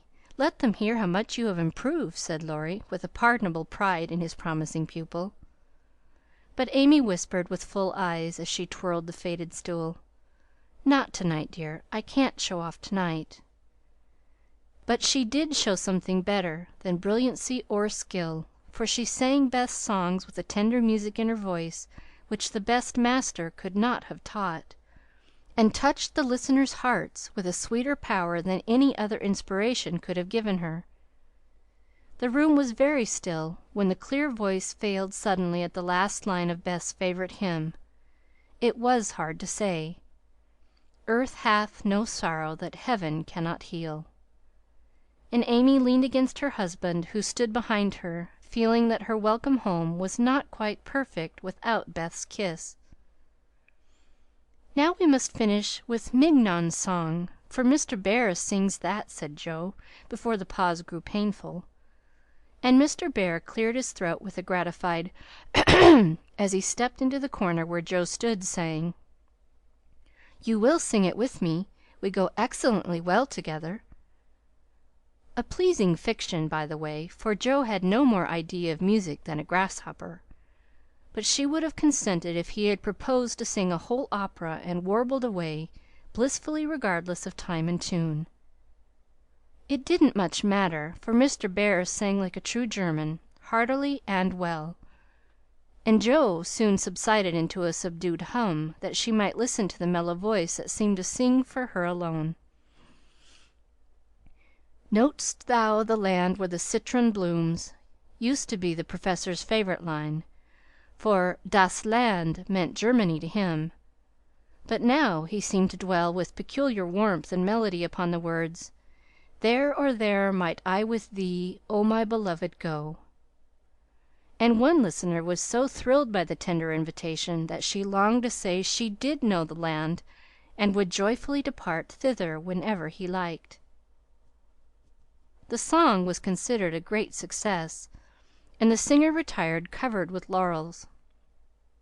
But a few minutes afterward he forgot his manners entirely, and stared at Amy putting on her bonnet, for she had been introduced simply as "my sister," and no one had called her by her new name since he came. He forgot himself still further when Laurie said, in his most gracious manner, at parting, "My wife and I are very glad to meet you, sir. Please remember that there is always a welcome waiting for you over the way." Then the Professor thanked him so heartily, and looked so suddenly illuminated with satisfaction, that Laurie thought him the most delightfully demonstrative old fellow he ever met. "I too shall go, but I shall gladly come again, if you will gif me leave, dear madame, for a little business in the city will keep me here some days."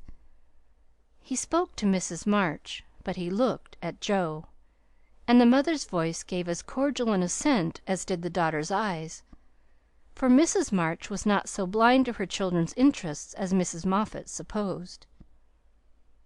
"I suspect that is a wise man," remarked Mr. March, with placid satisfaction, from the hearth-rug, after the last guest had gone. "I know he is a good one," added Mrs. March, with decided approval, as she wound up the clock. "I thought you'd like him," was all Joe said, as she slipped away to her bed. She wondered what the business was that brought Mr. Bear to the city, and finally decided that he had been appointed to some great honor somewhere, but had been too modest to mention the fact. If she had seen his face when safe in his own room, he looked at the picture of a severe and rigid young lady with a good deal of hair, who appeared to be gazing darkly into futurity, it might have thrown some light upon the subject, especially when he turned off the gas and kissed the picture in the dark. Chapter 43.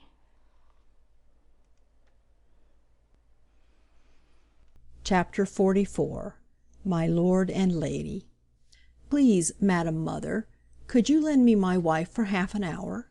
The luggage has come, and I've been making hay of Amy's Paris finery, trying to find some things I want, said Laurie, coming in the next day to find Mrs. Lawrence sitting in her mother's lap, as if being made the baby again. Certainly. Go, dear. I forgot that you have any home but this. And Mrs. March pressed the white hand that wore the wedding ring, as if asking pardon for her maternal covetousness. I shouldn't have come over if I could have helped it, but I can't get on without my little woman any more than a weathercock can without the wind, suggested Joe, as he paused for a simile. Joe had grown quite her own saucy self again since Teddy came home.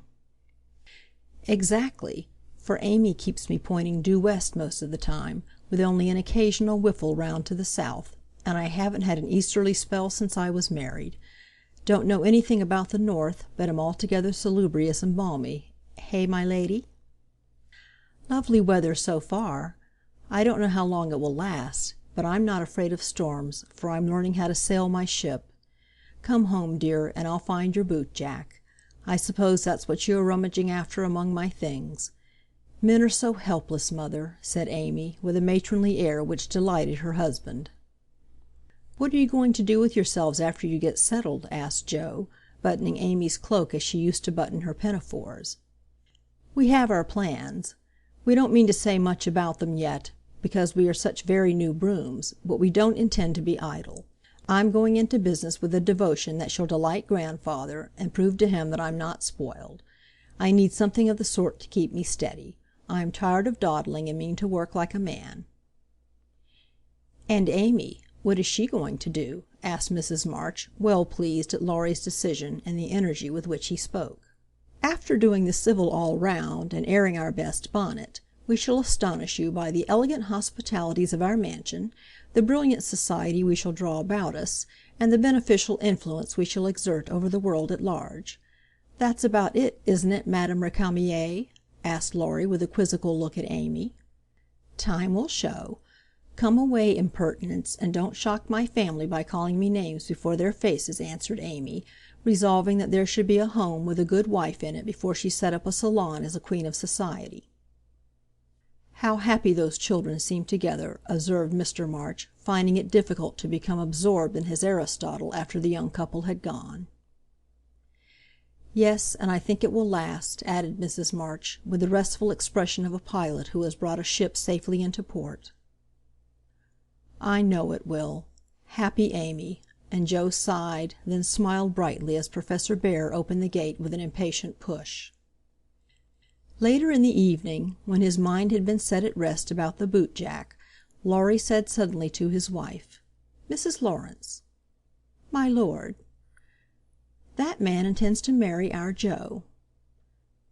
I hope so, don't you, dear? Well, my love, I consider him a trump in the fullest sense of that expressive word, but I do wish he was a little younger, and a good deal richer. Now, Laurie, don't be too fastidious and worldly-minded. If they love one another, it doesn't matter a particle how old they are, nor how poor. Women never should marry for money. Amy caught herself up short as the words escaped her, and looked at her husband, who replied with malicious gravity. Certainly not, though you do hear charming girls say that they intend to do it sometimes. if my memory serves me, you once thought it your duty to make a rich match. That accounts perhaps for your marrying a good-for-nothing like me." "Oh, my dearest boy, don't say that. I forgot you were rich when I said yes. I'd have married you if you hadn't a penny, and I sometimes wish you were poor that I might show how much I love you." And Amy, who was very dignified in public and very fond in private, gave convincing proofs of the truth of her words. "You don't really think I am such a mercenary creature as I tried to be once, do you? It would break my heart if you didn't believe that I'd gladly pull in the same boat with you, even if you had to get your living by rowing on the lake." "Am I an idiot and a brute? How could I think so, when you refused a richer man for me, and won't let me give you half I want to now, when I have the right?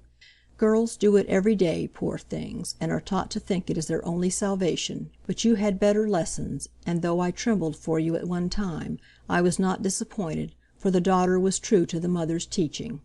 I told mamma so yesterday, and she looked as glad and grateful as if I'd given her a cheque for $1,000,000 to be spent in charity. You are not listening to my moral remarks, Mrs. Lawrence?" And Laurie paused, for Amy's eyes had an absent look, though fixed upon his face. "Yes, I am, and admiring the mole in your chin at the same time. I don't wish to make you vain, but I must confess that I'm prouder of my handsome husband than of all his money.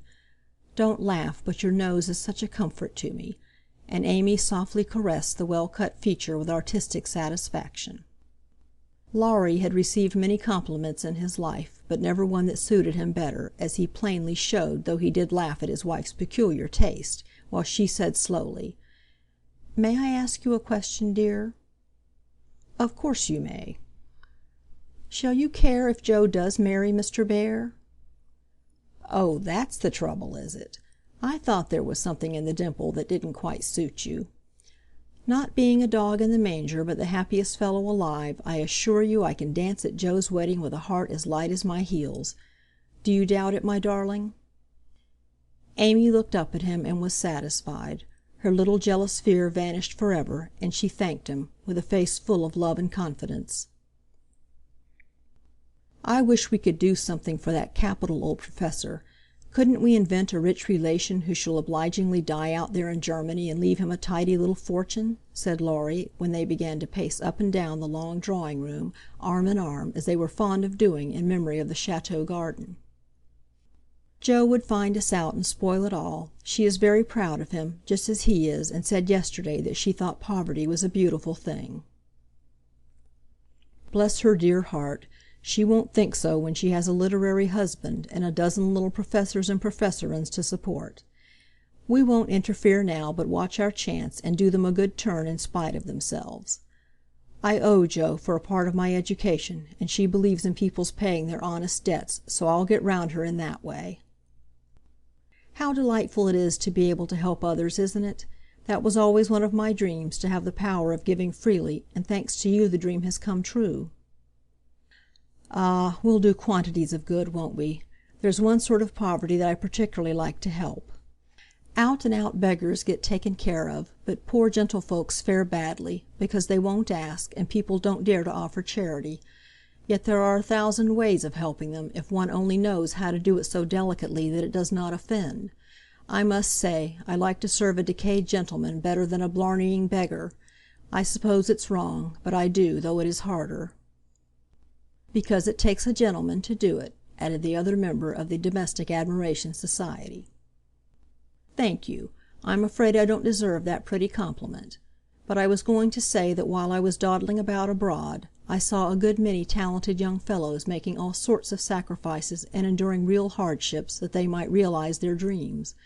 Splendid fellows, some of them, working like heroes, poor and friendless, but so full of courage, patience, and ambition that I was ashamed of myself, and longed to give them a right good lift. Those are people whom it's a satisfaction to help, for if they've got genius, it's an honour to be allowed to serve them, and not let it be lost or delayed for want of fuel to keep the pot boiling. If they haven't, it's a pleasure to comfort the poor souls, and keep them from despair when they find it out." "Yes, indeed, and there's another class who can't ask, and who suffer in silence. I know something of it, for I belonged to it before you made a princess of me, as the king does the beggar maid in the old story. Ambitious girls have a hard time, Laurie, and often have to see youth, health, and precious opportunities go by, just for want of a little help at the right minute. People have been very kind to me, and whenever I see girls struggling along, as we used to do, I want to put out my hand and help them as I was helped." "And so you shall, like an angel as you are," cried Laurie, resolving, with a glow of philanthropic zeal, to found and endow an institution for the express benefit of young women with artistic tendencies. "Rich people have no right to sit down and enjoy themselves, or let their money accumulate for others to waste. It's not half so sensible to leave legacies when one dies as it is to use the money wisely while alive and enjoy making one's fellow creatures happy with it. We'll have a good time ourselves, and add an extra relish to our own pleasure by giving other people a generous taste. Will you be a little Dorcas, going about emptying a big basket of comforts and filling it up with good deeds?" "With all my heart, if you will be a brave Saint Martin, stopping as you ride gallantly through the world to share your cloak with the beggar. It's a bargain, and we shall get the best of it." So the young pair shook hands upon it, and then paced happily on again, feeling that their pleasant home was more homelike because they hoped to brighten other homes, believing that their own feet would walk more uprightly along the flowery path before them if they smoothed rough ways for other feet, and feeling that their hearts were more closely knit together by a love which could tenderly remember those less blessed than they. End of Chapter 44. Chapter 45. Daisy and Demi. I cannot feel that I have done my duty as humble historian of the March family without devoting at least one chapter to the two most precious and important members of it. Daisy and Demi had now arrived at years of discretion, for in this fast age babies of 3 or 4 assert their rights and get them too, which is more than many of their elders do. If there ever were a pair of twins in danger of being utterly spoiled by adoration, it was these prattling Brookes. Of course they were the most remarkable children ever born, as will be shown when I mention that they walked at 8 months, talked fluently at 12 months, and at 2 years they took their places at table and behaved with a propriety which charmed all beholders. At 3, Daisy demanded a needler, and actually made a bag with 4 stitches in it. She likewise set up housekeeping in the sideboard, and managed a microscopic cooking stove with a skill that brought tears of pride to Hannah's eyes, while Demi learned his letters with his grandfather, who invented a new mode of teaching the alphabet by forming letters with his arms and legs, thus uniting gymnastics for head and heels. The boy early developed a mechanical genius which delighted his father and distracted his mother, for he tried to imitate every machine he saw, and kept the nursery in a chaotic condition with his sewing-machine, a mysterious structure of string, chairs, clothespins, and spools, for wheels to go wound and wound. Also a basket hung over the back of a chair, in which he vainly tried to hoist his too confiding sister, who, with feminine devotion, allowed her little head to be bumped till rescued, when the young inventor indignantly remarked, "Why, Marmar, dat's my lily waiter, and me's trying to pull her up." Though utterly unlike in character, the twins got on remarkably well together, and seldom quarrelled more than thrice a day. Of course, Demi tyrannized over Daisy, and gallantly defended her from every other aggressor, while Daisy made a galley slave of herself and adored her brother as the one perfect being in the world. A rosy, chubby, sunshiny little soul was Daisy, who found her way to everybody's heart, and nestled there. One of the captivating children who seemed made to be kissed and cuddled, adorned and adored like little goddesses, and produced for general approval on all festive occasions. Her small virtues were so sweet that she would have been quite angelic if a few small naughtinesses had not kept her delightfully human. It was all fair weather in her world, and every morning she scrambled up to the window in her little nightgown to look out and say, no matter whether it rained or shone, "Oh, pitty day! Oh, pitty day!"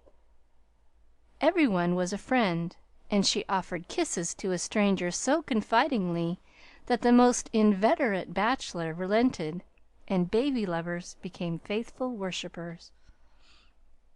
"Me loves everybody," she once said, opening her arms with her spoon in one hand and her mug in the other, as if eager to embrace and nourish the whole world.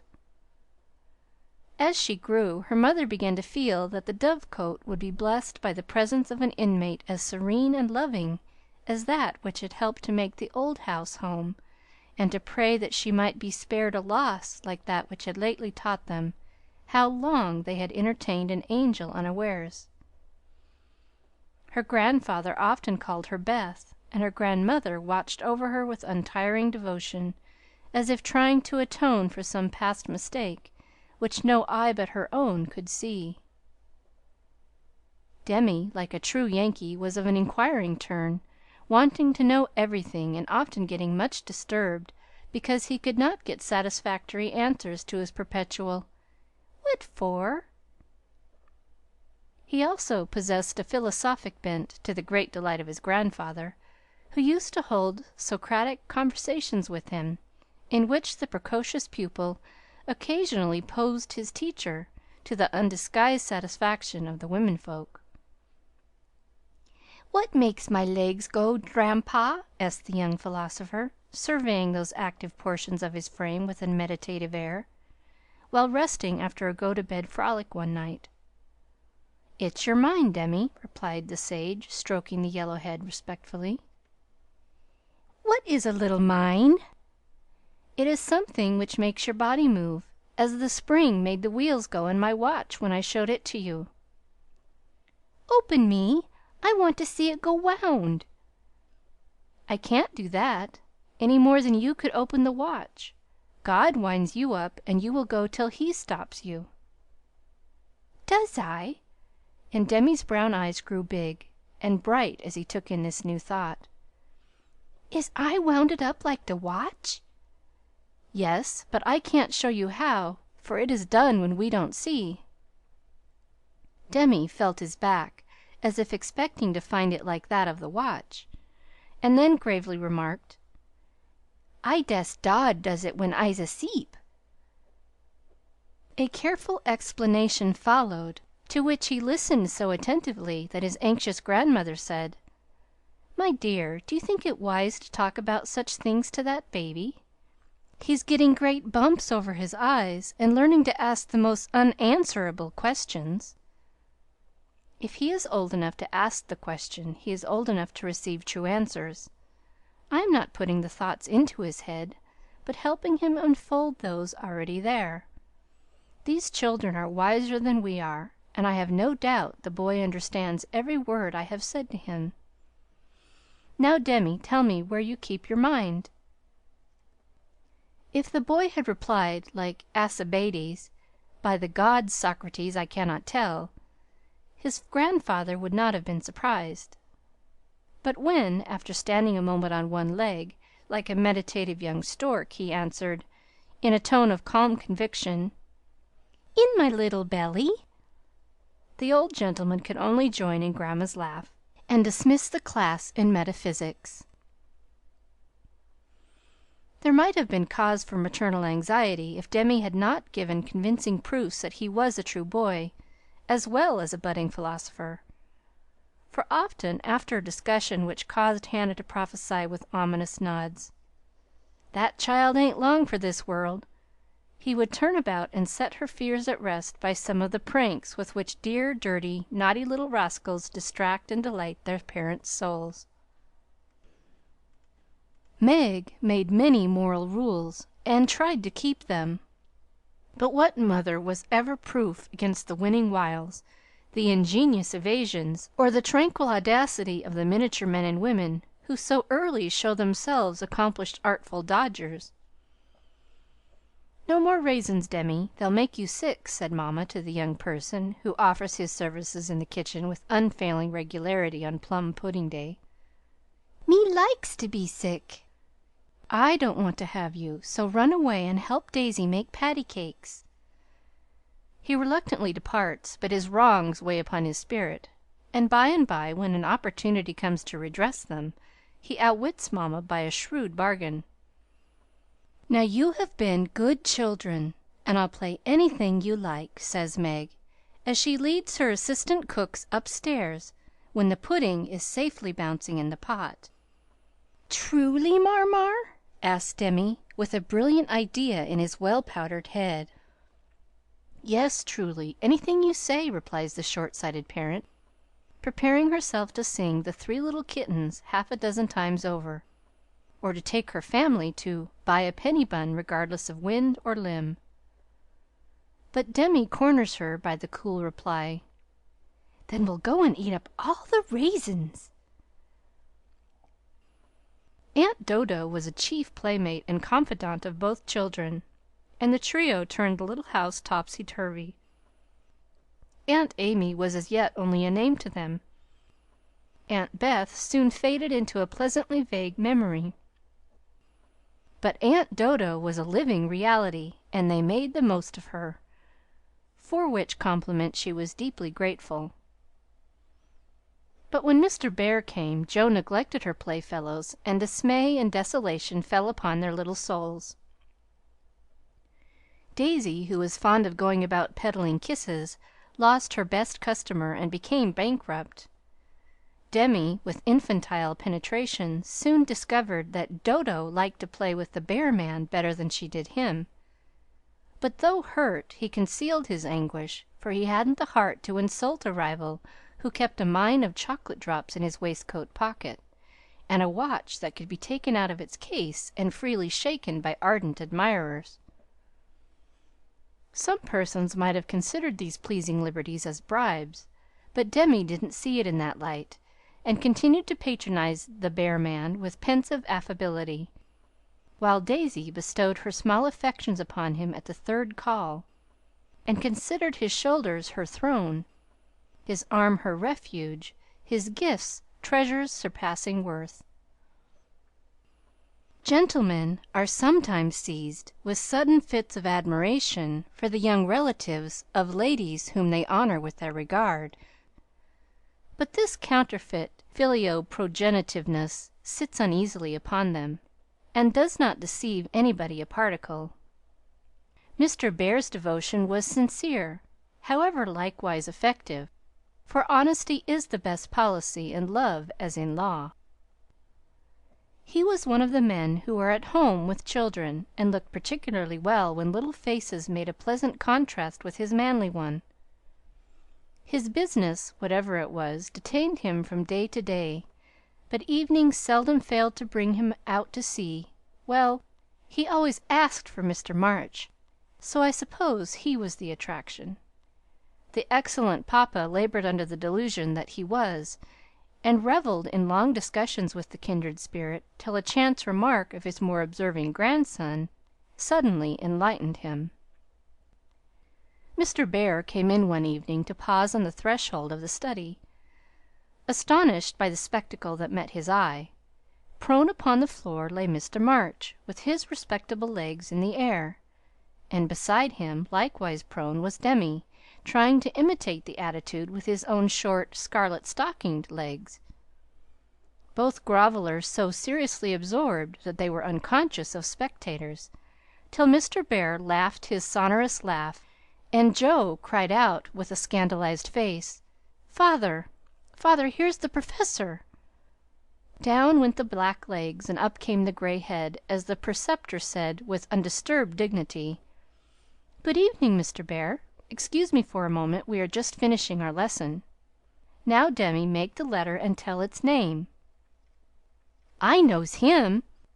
And after a few convulsive efforts, the red legs took the shape of a pair of compasses, and the intelligent pupil triumphantly shouted, "It's a we, Dranpa! It's a we!" "He's a born Weller," laughed Jo, as her parent gathered himself up and her nephew tried to stand on his head as the only mode of expressing his satisfaction that school was over. "What have you been at to-day, Bubchen?" asked Mr. Bear, picking up the gymnast. "Me went to see little Mary." "And what did you there?" "I kissed her," began Demi, with artless frankness. "Prut! Thou beginnest early. What did the little Mary say to that?" asked Mr. Bear, continuing to confess the young sinner, who stood upon the knee, exploring the waistcoat pocket. "Oh, she liked it, and she kissed me, and I liked it. Don't little boys like little girls?" asked Demi, with his mouth full, and an air of bland satisfaction. "You precocious chick! Who put that into your head?" said Joe, enjoying the innocent revelation as much as the Professor. "'Tisn't in mine head, it's in mine mouf," answered literal Demi, putting out his tongue with a chocolate drop on it, thinking she alluded to confectionery, not ideas. "Thou shouldst save some for the little friend. Sweets to the sweet, manling," said Mr. Bear, and Mr. Bear offered Joe some with a look that made her wonder if chocolate was not the nectar drunk by the gods.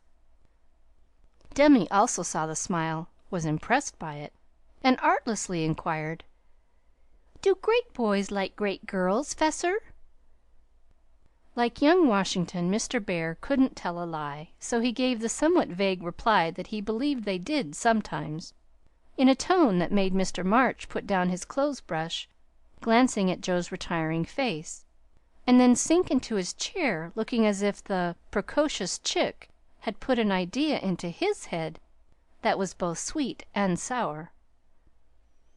Why Dodo, when she caught him in the china closet half an hour afterward, nearly squeezed the breath out of his little body with a tender embrace, instead of shaking him for being there, and why she followed up this novel performance by the unexpected gift of a big slice of bread and jelly, remained one of the problems over which Demi puzzled his small wits, and was forced to leave unsolved forever. End of chapter 45. Chapter 46. While Laurie and Amy were taking conjugal strolls over velvet carpets as they set their house in order and planned a blissful future, Mr. Barr and Joe were enjoying promenades of a different sort, along muddy roads and sodden fields. "I always do take a walk toward evening, and I don't know why I should give it up, just because I happened to meet the Professor on his way out," said Joe to herself, after 2 or 3 encounters, for though there were 2 paths to Meg's, whichever one she took, she was sure to meet him, either going or returning. He was always walking rapidly, and never seemed to see her until quite close, when he would look as if his short-sighted eyes had failed to recognize the approaching lady till that moment. Then, if she was going to Meg's, he always had something for the babies. If her face was turned homeward, he had merely strolled down to see the river and was just returning, unless they were tired of his frequent calls. Under the circumstances, what could Joe do but greet him civilly and invite him in? If she was tired of his visits, she concealed her weariness with perfect skill, and took care that there should be coffee for supper, as Mr. Bear doesn't like tea. By the second week everyone knew perfectly well what was going on, yet everyone tried to look as if they were stone blind to the changes in Joe's face.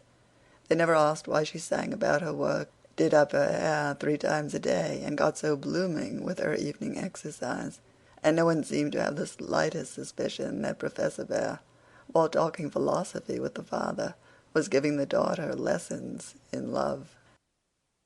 Joe couldn't even lose her heart in a decorous manner, but sternly tried to quench her feelings, and failing to do so, led a somewhat agitated life. She was mortally afraid of being laughed at for surrendering after her many and vehement declarations of independence. Laurie was her especial dread, but thanks to the new manager he behaved with praiseworthy propriety, never called Mr. Bear a capital old fellow in public, never alluded in the remotest manner to Joe's improved appearance, or expressed the least surprise at seeing the Professor's hat on the Marches' table nearly every evening. But he exulted in private and longed for the time to come when he could give Joe a piece of plate with a bear and a ragged staff on it as an appropriate coat of arms. For a fortnight the Professor came and went with lover-like regularity. Then he stayed away for 3 whole days, and made no sign, a proceeding which caused everybody to look sober, and Joe to become pensive at first, and then, alas for romance, very cross. Disgusted, I dare say, and gone home as suddenly as he came. It's nothing to me, of course, but I should think he would have come and bid us good-bye, like a gentleman, she said to herself, with a despairing look at the gate, as she put on her things for the customary walk one dull afternoon. "You'd better take a little umbrella, dear. It looks like rain," said her mother, observing that she had on her new bonnet, but not alluding to the fact. "Yes, Mommy. Do you want anything in town?"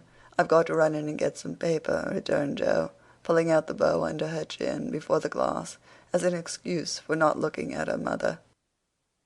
"Yes, I want some twilled silesia, a paper of No. 9 needles, and 2 yards of narrow lavender ribbon. Have you got your thick boots on, and something warm under your cloak?" "I believe so," answered Joe absently. "If you happen to meet Mr. Bear, bring him home to tea. I quite long to see the dear man," added Mrs. March. Joe heard that, but made no answer, except to kiss her mother and walk rapidly away, thinking with a glow of gratitude, in spite of her heartache, "How good she is to me! What do girls do who haven't any mothers to help them through their troubles?" The dry goods stores were not down among the counting houses, banks, and wholesale warerooms, where gentlemen most do congregate, but Jo found herself in that part of the city before she did a single errand, loitering along as if waiting for someone, examining engineering instruments in one window and samples of wool in another, with most unfeminine interest, tumbling over barrels, being half smothered by descending bales, and hustled unceremoniously by busy men who looked as if they wondered how the deuce she got there. A drop of rain on her cheek recalled her thoughts from baffled hopes to ruined ribbons, for the drops continued to fall, and being a woman as well as a lover, she felt that, though it was too late to save her heart, she might her bonnet. Now she remembered the little umbrella, which she had forgotten to take in her hurry to be off, but regret was unavailing, and nothing could be done but borrow one or submit to a drenching. She looked up at the lowering sky, down at the crimson bow already flecked with black, forward along the muddy street, then one long lingering look behind at a certain grimy warehouse, with Hoffman, Swartz and Company over the door, and said to herself, with a sternly reproachful air, "It serves me right. What business had I to put on all my best things and come philandering down here, hoping to see the Professor? Jo, I am ashamed of you. No, you shall not go there to borrow an umbrella, or find out where he is from his friends. You shall trudge away and do your errands in the rain, and if you catch your death and ruin your bonnet, it's no more than you deserve. Now then." With that she rushed across the street so impetuously that she narrowly escaped annihilation from a passing truck, and precipitated herself into the arms of a stately old gentleman, who said, "I beg pardon, ma'am," and looked mortally offended. Somewhat daunted, Jo righted herself, spread her handkerchief over the devoted ribbons, and put temptation behind her, hurried on, with increasing dampness about the ankles and much clashing of umbrellas overhead. The fact that a somewhat dilapidated blue one remained stationary above the unprotected bonnet attracted her attention, and looking up, she saw Mr. Bear looking down. "I feel to know the strong-minded lady who goes so bravely under many horse-noses, and so fast through much mud. What do you do down here, my friend?" "I'm shopping." Mr. Bear smiled as he glanced from the pickle factory on one side to the wholesale hide and leather concern on the other, but he only said politely, "You have no umbrella. May I go also and take for you the bundles?" "Yes, thank you."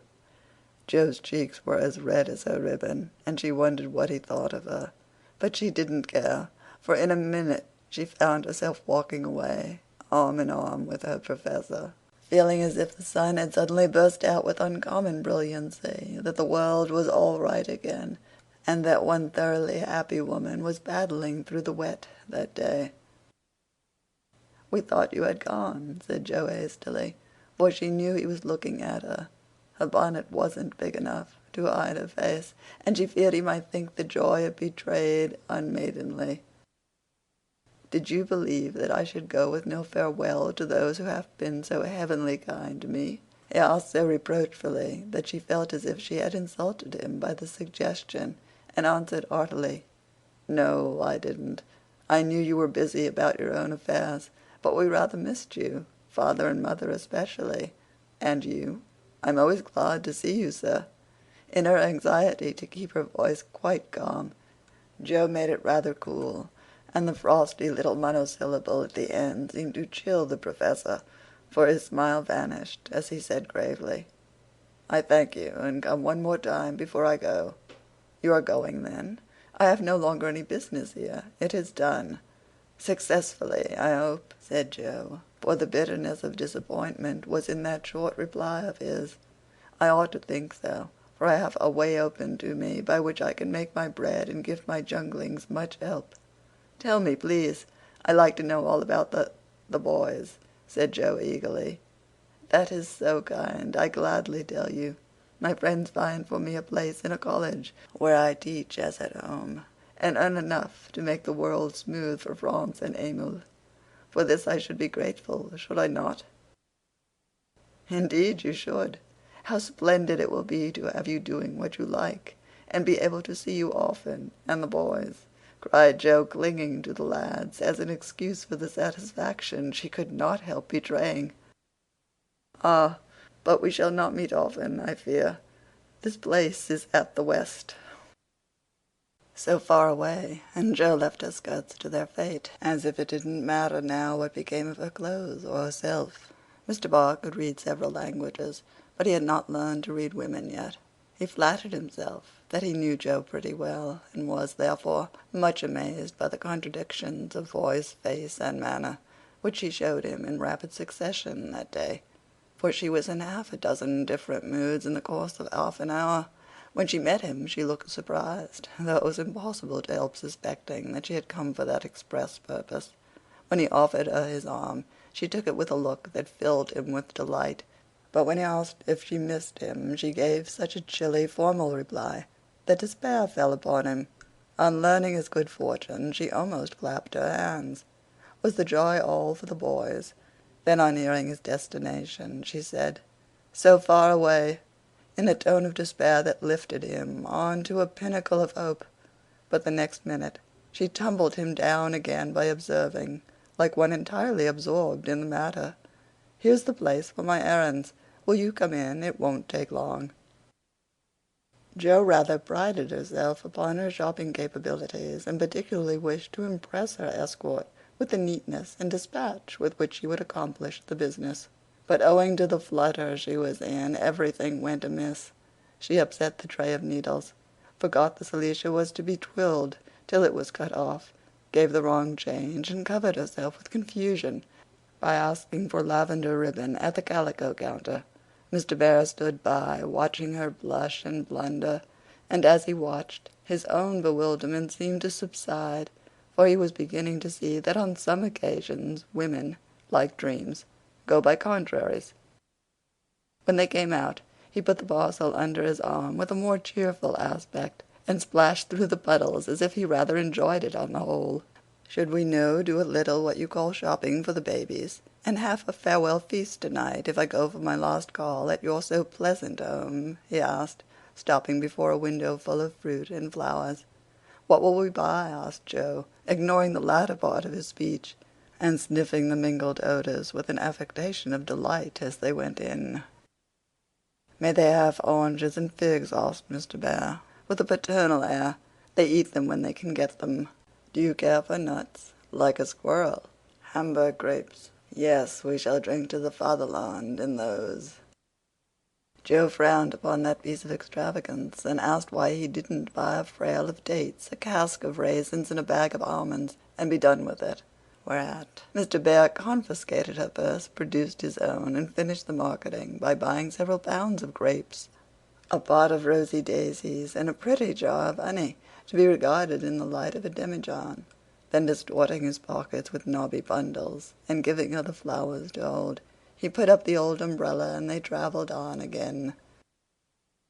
"Miss Marsh, I have a great favor to ask of you," began the Professor, after a moist promenade of half a block. "Yes, sir," and Jo's heart began to beat so hard she was afraid he would hear it. "I am bold to say it, in spite of the rain, because so short a time remains to me."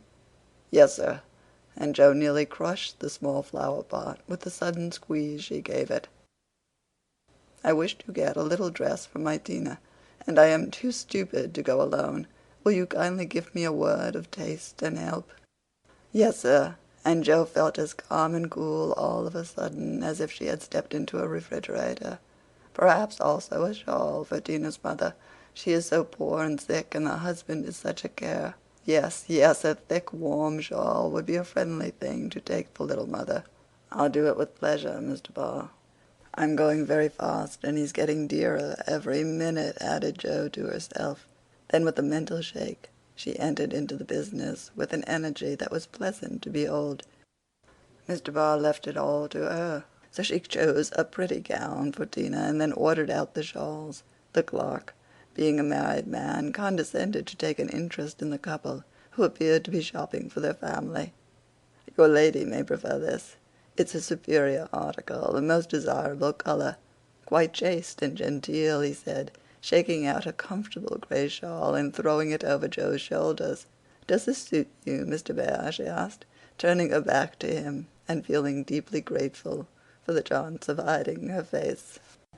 "Excellently well. We will have it," answered the Professor, smiling to himself as he paid for it, while Jo continued to rummage the counters like a confirmed bargain hunter. "Now, shall we go home?" he asked, as if the words were very pleasant to him. "Yes, it's late, and I'm so tired." Jo's voice was more pathetic than she knew, for now the sun seemed to have gone in as suddenly as it came out, and the world grew muddy and miserable again, and for the first time she discovered that her feet were cold, her head ached, and that her heart was colder than the former, fuller of pain than the latter. Mr. Barr was going away. He only cared for her as a friend. It was all a mistake, and the sooner it was over the better. With this idea in her head, she hailed an approaching omnibus with such a hasty gesture that the daisies flew out of the pot and were badly damaged. "This is not our omnibus," said the Professor, waving the loaded vehicle away, and stopping to pick up the poor little flowers. "I beg your pardon. I didn't see the name distinctly. Never mind, I can walk. I'm used to plodding in the mud," returned Jo, winking hard, because she would have died rather than openly wipe her eyes. Mr. Barr saw the drops on her cheeks, though she turned her head away. The sight seemed to touch him very much, for suddenly stooping down, he asked in a tone that meant a great deal, "Heart's dearest, why do you cry?" Now, if Jo had not been new to this sort of thing, she would have said she wasn't crying, had a cold in her head, or told any other feminine fib proper to the occasion, instead of which that undignified creature answered, with an irrepressible sob, "Because you are going away." "Ach, mein Gott, that is so good," cried Mr. Barr, managing to clasp his hands in spite of the umbrella and the bundles. "Jo, I have nothing but much love to give you. I came to see if you could care for it, and I waited to be sure that I was something more than a friend. Am I? Can I make a little place in your heart for old Fritz?" he added, all in one breath. "Oh, yes," said Jo, and he was quite satisfied, for she folded both hands over his arm and looked up at him with an expression that plainly showed how happy she would be to walk through life beside him, even though she had no better shelter than the old umbrella, if he carried it. It was certainly proposing under difficulties, for even if he had desired to do so, Mr. Barr could not go down upon his knees on account of the mud. Neither could he offer Jo his hand, except figuratively, for both were full. Much less could he indulge in tender remonstrations in the open street, though he was near it. So the only way in which he could express his rapture was to look at her, with an expression which glorified his face to such a degree that there actually seemed to be little rainbows in the drops that sparkled on his beard. If he had not loved Jo very much, I don't think he could have done it then, for she looked far from lovely, with her skirts in a deplorable state, her rubber boots splashed at the ankle, and her bonnet a ruin. Fortunately, Mr. Barr considered her the most beautiful woman living, and she found him more Jove-like than ever, though his hat brim was quite limp with the little rills trickling thence upon his shoulders, for he held the umbrella all over Jo, and every finger of his gloves needed mending. Passers-by probably thought them a pair of harmless lunatics, for they entirely forgot to hail a bus and strolled leisurely along, oblivious of deepening dusk and fog. Little they cared what anybody thought, for they were enjoying the happy hour that seldom comes but once in any life, the magical moment which bestows youth on the old, beauty on the plain, wealth on the poor, and gives human hearts a foretaste of heaven. The Professor looked as if he had conquered a kingdom, and the world had nothing more to offer him in the way of bliss, while Jo trudged beside him, feeling as if her place had always been there, and wondering how she could have chosen any of the lot. Of course, she was the first to speak, intelligibly, I mean, for the emotional remarks which followed her impetuous "oh yes" were not of a coherent or reportable character. "Frederick, why didn't you—" "Ah, heaven, she gives me the name that no one speaks since Minna died," cried the Professor, pausing in a puddle to regard her with grateful delight. "I always call you so to myself. I forgot, but I won't unless you like it." "Like it? It is more sweet to me than I can tell. Say thou also, and I shall say your language is almost as beautiful as mine." "Isn't thou a little sentimental?" asked Jo, privately thinking it a lovely monosyllable. "Sentimental? Yes, thank God. We Germans believe in sentiment, and keep ourselves young knit it. Your English you is so cold. Say thou, heart's dearest. It means so much to me," pleaded Mr. Barr, more like a romantic student than a grave professor. "Well then, why didn't thou tell me all this sooner?" asked Jo bashfully. "Now I shall have to show thee all my heart, and I so gladly will, because thou must take care of it hereafter. See then, my Jo, ah, the dear funny little name. I had a wish to tell something the day I said good-bye in New York, but I thought the handsome friend was betrothed to thee, and so I spoke not. Wouldst thou have said yes, then, if I had spoken?" "I don't know. I'm afraid not, for I didn't have any heart just then." "Prut! That I do not believe. I was asleep till the fairy prince came through the wood and waked it up." "Ah, well, der Erstliebe ist der best, but that I should not expect. Yes, the first love is the best. But be so contented, for I never had another. Teddy was only a boy, and soon got over his little fancy," said Jo, anxious to correct the Professor's mistake. "Good. Then I shall rest happy, and be sure that thou givest me all. I have waited so long, I am grown selfish, as thou wilt find, Professor." "I like that," cried Jo, delighted with her new name. "Now tell me what brought you at last, just when I wanted you." "This," and Mr. Barr took a little worn paper out of his waistcoat pocket. Jo unfolded it and looked much abashed, for it was one of her own contributions to a paper that paid for poetry, which accounted for her sending it an occasional attempt. "How could that bring you?" she asked, wondering what he meant. "I found it by chance. I knew it by the names and the initials, and in it there was one little verse that seemed to call me. Read and find him. I will see that you go not in the wet." "In the garret.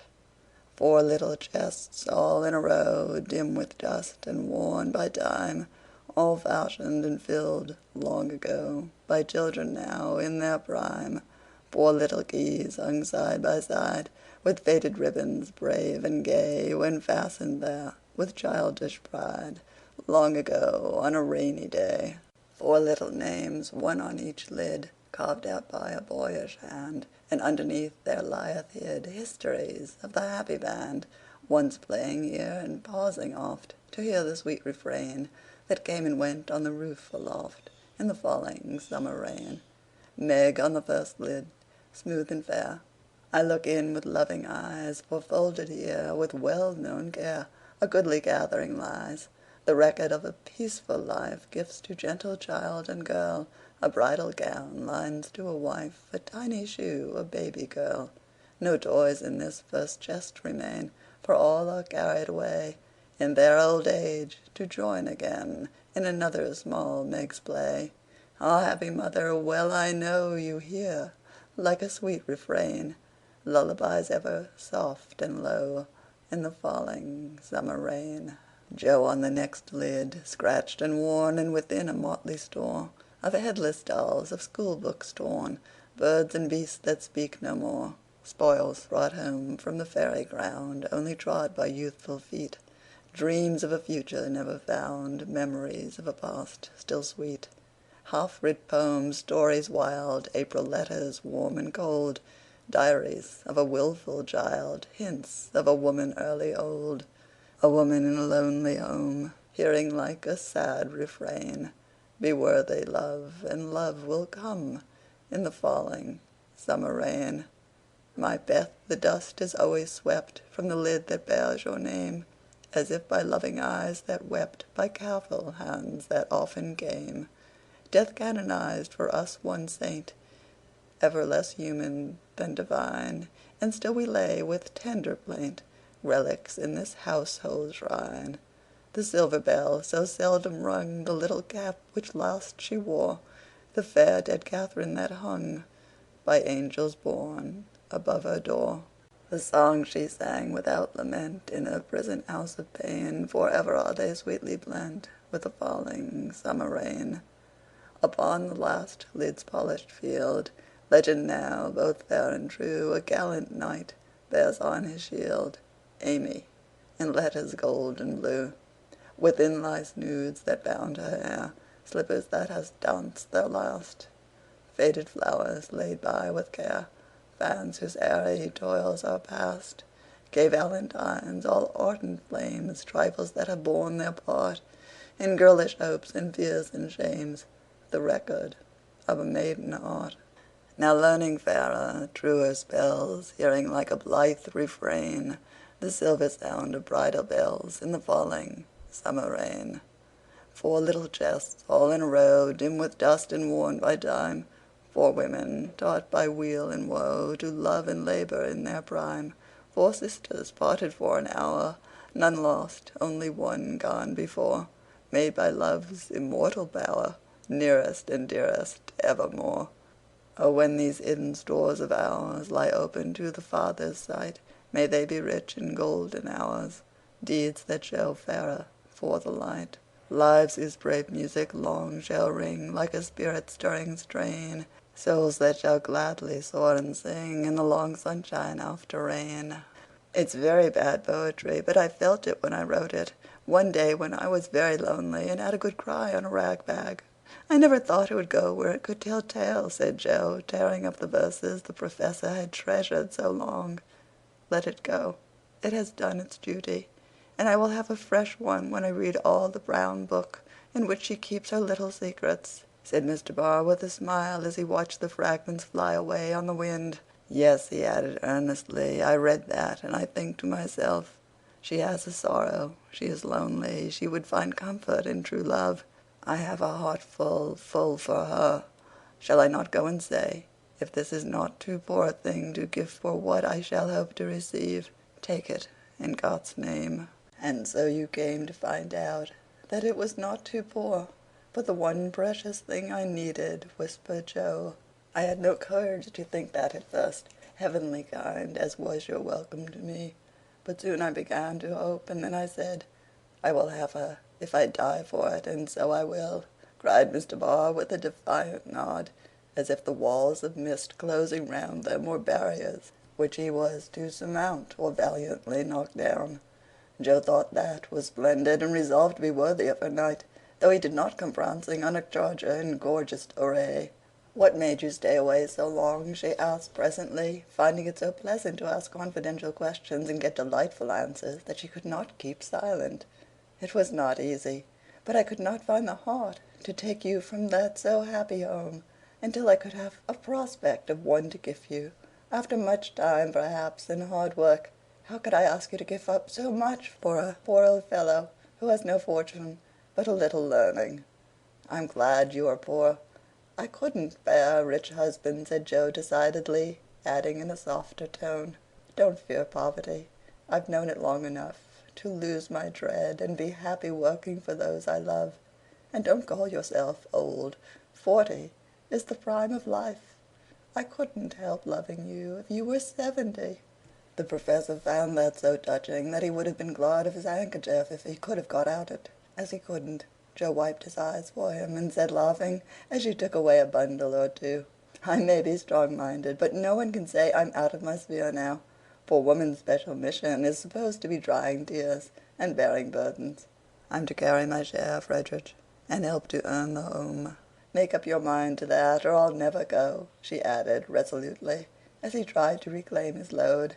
"We shall see. Have you patience to wait a long time, Joe? I must go away and do my work alone. I must help my boys first, because even for you I may not break my word to Minna. Can you forgive that, and be happy while we hope and wait?" "Yes, I know I can, for we love one another, and that makes all the rest easy to bear. I have my duty also, and my work. I couldn't enjoy myself if I neglected them, even for you. So there's no need of hurry or impatience. You can do your part out west, I can do mine here, and both be happy hoping for the best and leaving the future to be as God wills. Ah, thou givest me such hope and courage, and I have nothing to give back but a full heart and these empty hands," cried the Professor, quite overcome. Joe never, never would learn to be proper, for when he said that, as they stood upon the steps, she just put both hands into his, whispering tenderly, not empty now, and stooping down, kissed her Frederick under the umbrella. It was dreadful, but she would have done it if a flock of draggle-tailed sparrows on the hedge had been human beings, for she was very far gone, indeed, and quite regardless of everything but her own happiness. Though it came in such a very simple guise, that was the crowning moment of both their lives, when turning from the night and storm and loneliness to the household light and warmth and peace waiting to receive them with a glad welcome home, Joe led her lover in and shut the door. End of chapter 46. Chapter 47. Harvest Time. For a year Joe and her professor worked and waited, hoped and loved, met occasionally, and wrote such voluminous letters that the rise in the price of paper was accounted for, Laurie said. The second year began rather soberly, for their prospects did not brighten, and Aunt March died suddenly. But when their first sorrow was over, for they loved the old lady in spite of her sharp tongue, they found they had cause for rejoicing, for she had left Plumfield to Joe, which made all sorts of joyful things possible. "It's a fine old place, and will bring a handsome sum, for of course you intend to sell it," said Laurie, as they were all talking the matter over some weeks later. "No, I don't," was Joe's decided answer, as she petted the fat poodle whom she had adopted out of respect to his former mistress. "You don't mean to live there?" "Yes, I do." "But, my dear girl, it's an immense house, and will take a power of money to keep it in order. The garden and orchard alone need 2 or 3 men, and farming isn't in Bear's line, I take it." "He'll try his hand at it there, if I propose it." "And you expect to live on the produce of the place? Well, that sounds paradisaical, but you'll find it desperate hard work." "The crop we are going to raise is a profitable one," and Joe laughed. "Of what is this fine crop to consist, ma'am?" "Boys. I want to open a school for little lads, a good, happy, home-like school, with me to take care of them and Fritz to teach them." "That's a truly Joey-in plan for you. Isn't that just like her?" cried Laurie, appealing to the family, who looked as much surprised as he. "I like it," said Mrs. March decidedly. "So do I," added her husband, who welcomed the thought of a chance for trying the Socratic method of education on modern youth. "It will be an immense care for Joe," said Meg, stroking the head of her one all absorbing son. "Joe can do it and be happy in it. It's a splendid idea. Tell us all about it," cried Mr. Lawrence, who had been longing to lend the lovers a hand, but knew that they would refuse his help. "I knew you'd stand by me, sir. Amy does, too. I see it in her eyes, though she prudently waits to turn it over in her mind before she speaks. Now, my dear people," continued Joe earnestly, "just understand that this isn't a new idea of mine, but a long cherished plan. Before my Fritz came, I used to think how, when I'd made my fortune and no one needed me at home, I'd hire a big house and pick up some poor, forlorn little lads who hadn't any mothers, and take care of them, and make life jolly for them before it was too late. I see so many going to ruin for want of help at the right minute. I love so to do anything for them. I seem to feel their wants, and sympathize with their troubles, and oh, I should so like to be a mother to them." Mrs. March held out her hand to Joe, who took it, smiling, with tears in her eyes, and went on in the old enthusiastic way which they had not seen for a long while. "I told my plan to Fritz once, and he said it was just what he would like, and agreed to try it when we got rich. Bless his dear heart! He's been doing it all his life, helping poor boys, I mean, not getting rich. That he'll never be. Money doesn't stay in his pocket long enough to lay up any. But now, thanks to my good old aunt, who loved me better than I ever deserved, I'm rich. At least, I feel so. And so we can live at Plumfield perfectly well if we have a flourishing school. It's just the place for boys. The house is big, and the furniture strong and plain. There's plenty of room for dozens inside, and splendid grounds outside. They could help in the garden and orchard. Such work is healthy, isn't it, sir? Then Fritz could train and teach in his own way, and father will help him. I can feed and nurse, and pet and scold them, and mother will be my stand-by. I've always longed for lots of boys and never had enough. Now I can fill the house full and revel in the little dears to my heart's content. Think what luxury! Plumfield my own, and a wilderness of boys to enjoy it with me." As Joe waved her hands and gave a sigh of rapture, the family went off in a gale of merriment, and Mr. Lawrence laughed till they thought he'd have an apoplectic fit. "I don't see anything funny," she said gravely, when she could be heard. "Nothing could be more natural and proper than for my professor to open a school, and for me to prefer to reside in my own estate." "She is putting on airs already," said Laurie, who regarded the idea in the light of a capital joke. "But may I inquire how you intend to support the establishment? If all the pupils are little ragamuffins, I'm afraid your crop won't be profitable in a worldly sense, Mrs. Bear." "Now don't be a wet blanket, Teddy. Of course I shall have rich pupils also, perhaps begin with such altogether. Then when I've got a start, I can take in a ragamuffin or two just for a relish. Rich people's children often need care and comfort as well as poor. I've seen unfortunate little creatures left to servants, or backward ones pushed forward when it's real cruelty. Some are naughty through mismanagement or neglect, and some lose their mothers. Besides, the best have to get through the hobbledehoy age, and that's the very time they need most patience and kindness. People laugh at them and hustle them about, try to keep them out of sight, and expect them to turn all at once from pretty children into fine young men.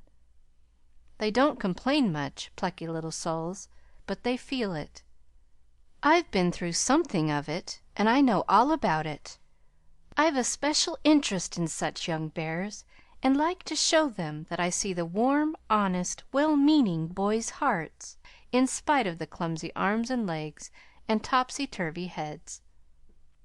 I've had experience, too, for haven't I brought up one boy to be a pride and honor to his family?" "I'll testify that you tried to do it," said Laurie, with a grateful look.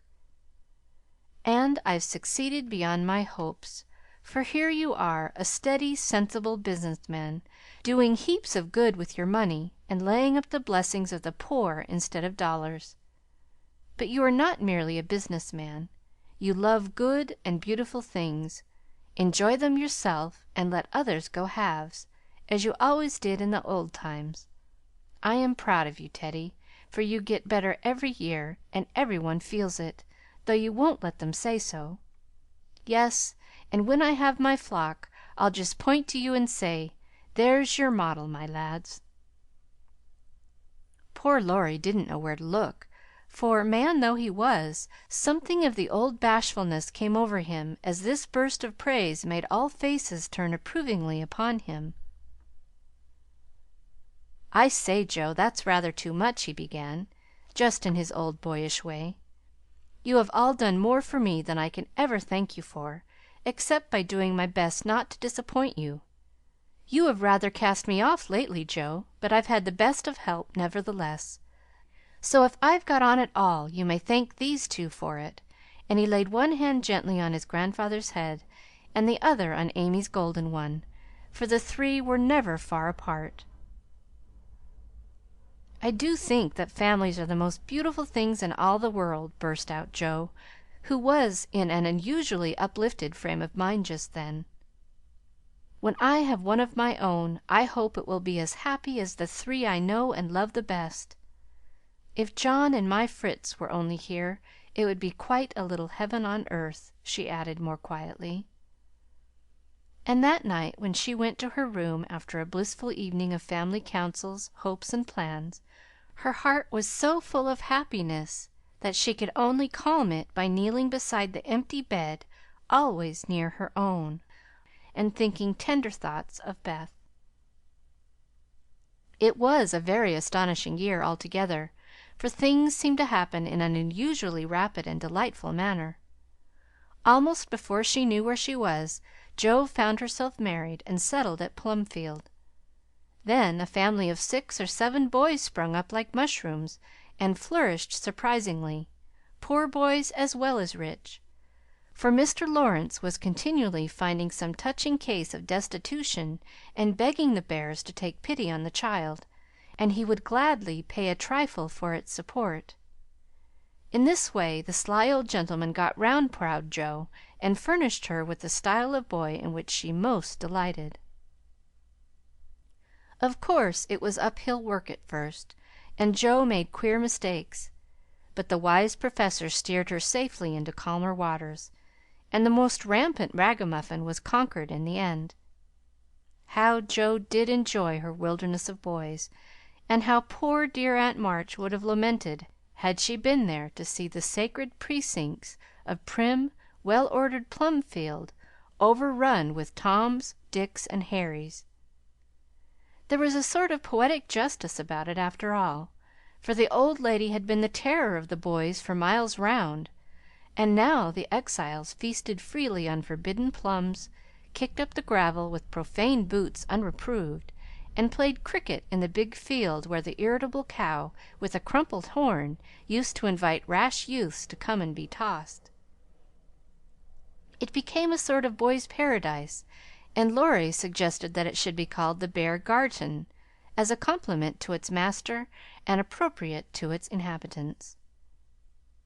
It never was a fashionable school, and the Professor did not lay up a fortune, but it was just what Jo intended it to be, a happy, home-like place for boys who needed teaching, care, and kindness. Every room in the big house was soon full. Every little plot in the garden soon had its owner. A regular menagerie appeared in the barn and shed, for pet animals were allowed, and 3 times a day Jo smiled at her Fritz from the head of a long table lined on either side with rows of happy young faces, which all turned to her with affectionate eyes, confiding words, and grateful hearts, full of love for Mother Bear. She had boys enough now, and did not tire of them, though they were not angels by any means, and some of them caused both Professor and Professorian much trouble and anxiety.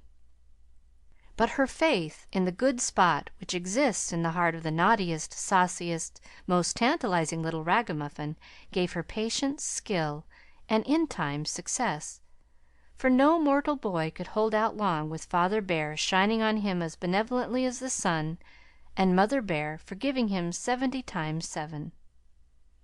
Very precious to Joe was the friendship of the lads, their penitent sniffs and whispers after wrong-doing, their droll or touching little confidences, their pleasant enthusiasms, hopes, and plans, even their misfortunes, for they only endeared them to her all the more. There were slow boys and bashful boys, feeble boys and riotous boys, boys that lisped and boys that stuttered, one or two lame ones, and a merry little quadroon who could not be taken in elsewhere, but who was welcome to the Bear Garten, though some people predicted that his admission would ruin the school. Yes, Jo was a very happy woman there, in spite of hard work, much anxiety, and a perpetual racket. She enjoyed it heartily, and found the applause of her boys more satisfying than any praise of the world, for now she told no stories except to her flock of enthusiastic believers and admirers. As the years went on, 2 little lads of her own came to increase her happiness, Rob, named for Grandpa, and Teddy, a happy-go-lucky baby who seemed to have inherited his papa's sunshiny temper as well as his mother's lively spirit.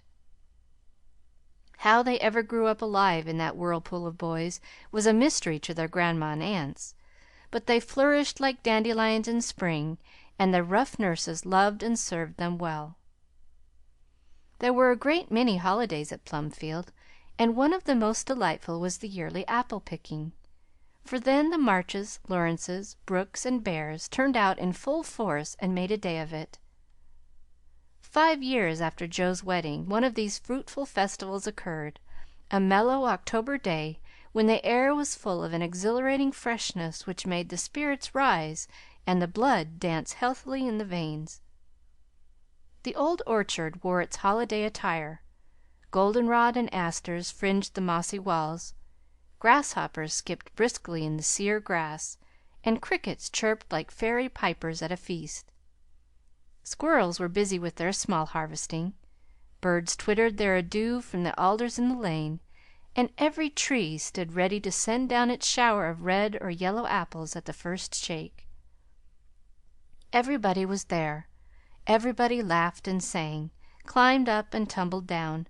Everybody declared that there had never been such a perfect day or such a jolly set to enjoy it, and every one gave themselves up to the simple pleasures of the hour as freely as if there were no such things as care or sorrow in the world. Mr. March strolled placidly about, quoting Tusser, Cowley, and Columella to Mr. Lawrence, while enjoying the gentle apple's winy juice. The Professor charged up and down the green aisles like a stout Teutonic knight with a pole for a lance, leading on the boys, who made a hook and a ladder company of themselves and performed wonders in the way of ground and lofty tumbling. Laurie devoted himself to the little ones, rode his small daughter in a bushel basket, took Daisy up among the birds' nests, and kept adventurous Rob from breaking his neck. Mrs. March and Meg sat among the apple piles like a pair of pomanas, sorting the contributions that kept pouring in, while Amy, with a beautiful motherly expression in her face, sketched the various groups and watched over one pale lad who sat adoring her with his little crutch beside him. Jo was in her element that day, and rushed about with her gown pinned up and her hat anywhere but on her head, and her baby tucked under her arm, ready for any lively adventure which might turn up. Little Teddy bore a charmed life, for nothing ever happened to him, and Jo never felt any anxiety when he was whisked up into a tree by one lad, galloped off on the back of another, or supplied with sour russets by his indulgent papa, who labored under the Germanic delusion that babies could digest anything, from pickled cabbage to buttons, nails, and their own small shoes. She knew that little Ted would turn up again in time, safe and rosy, dirty and serene, and she always received him back with a hearty welcome, for Jo loved her babies tenderly. At 4 o'clock a lull took place, and baskets remained empty while the apple pickers rested and compared rents and bruises. Then Jo and Meg, with a detachment of the bigger boys, set forth the supper on the grass, for an out-of-door tea was always the crowning joy of the day. The land literally flowed with milk and honey on such occasions, for the lads were not required to sit at table, but were allowed to partake of refreshment as they liked, freedom being the sauce best beloved by the boyish soul. They availed themselves of the rare privilege to the fullest extent, for some tried the pleasing experiment of drinking milk while standing on their heads, others lent a charm to leap-frog by eating pie in the pauses of the game. Cookies were sown broadcast over the field, and apple turnovers roosted in the trees like a new style of bird. The little girls had a private tea party, and Ted roved among the edibles at his own sweet will. When no one could eat any more, the Professor proposed the first regular toast, which was always drunk at such times. Aunt March, God bless her! A toast heartily given by the good man who never forgot how much he owed her, and quietly drunk by the boys, who had been taught to keep her memory green. "Now Grandma's 60th birthday! Long life to her with 3 times 3!"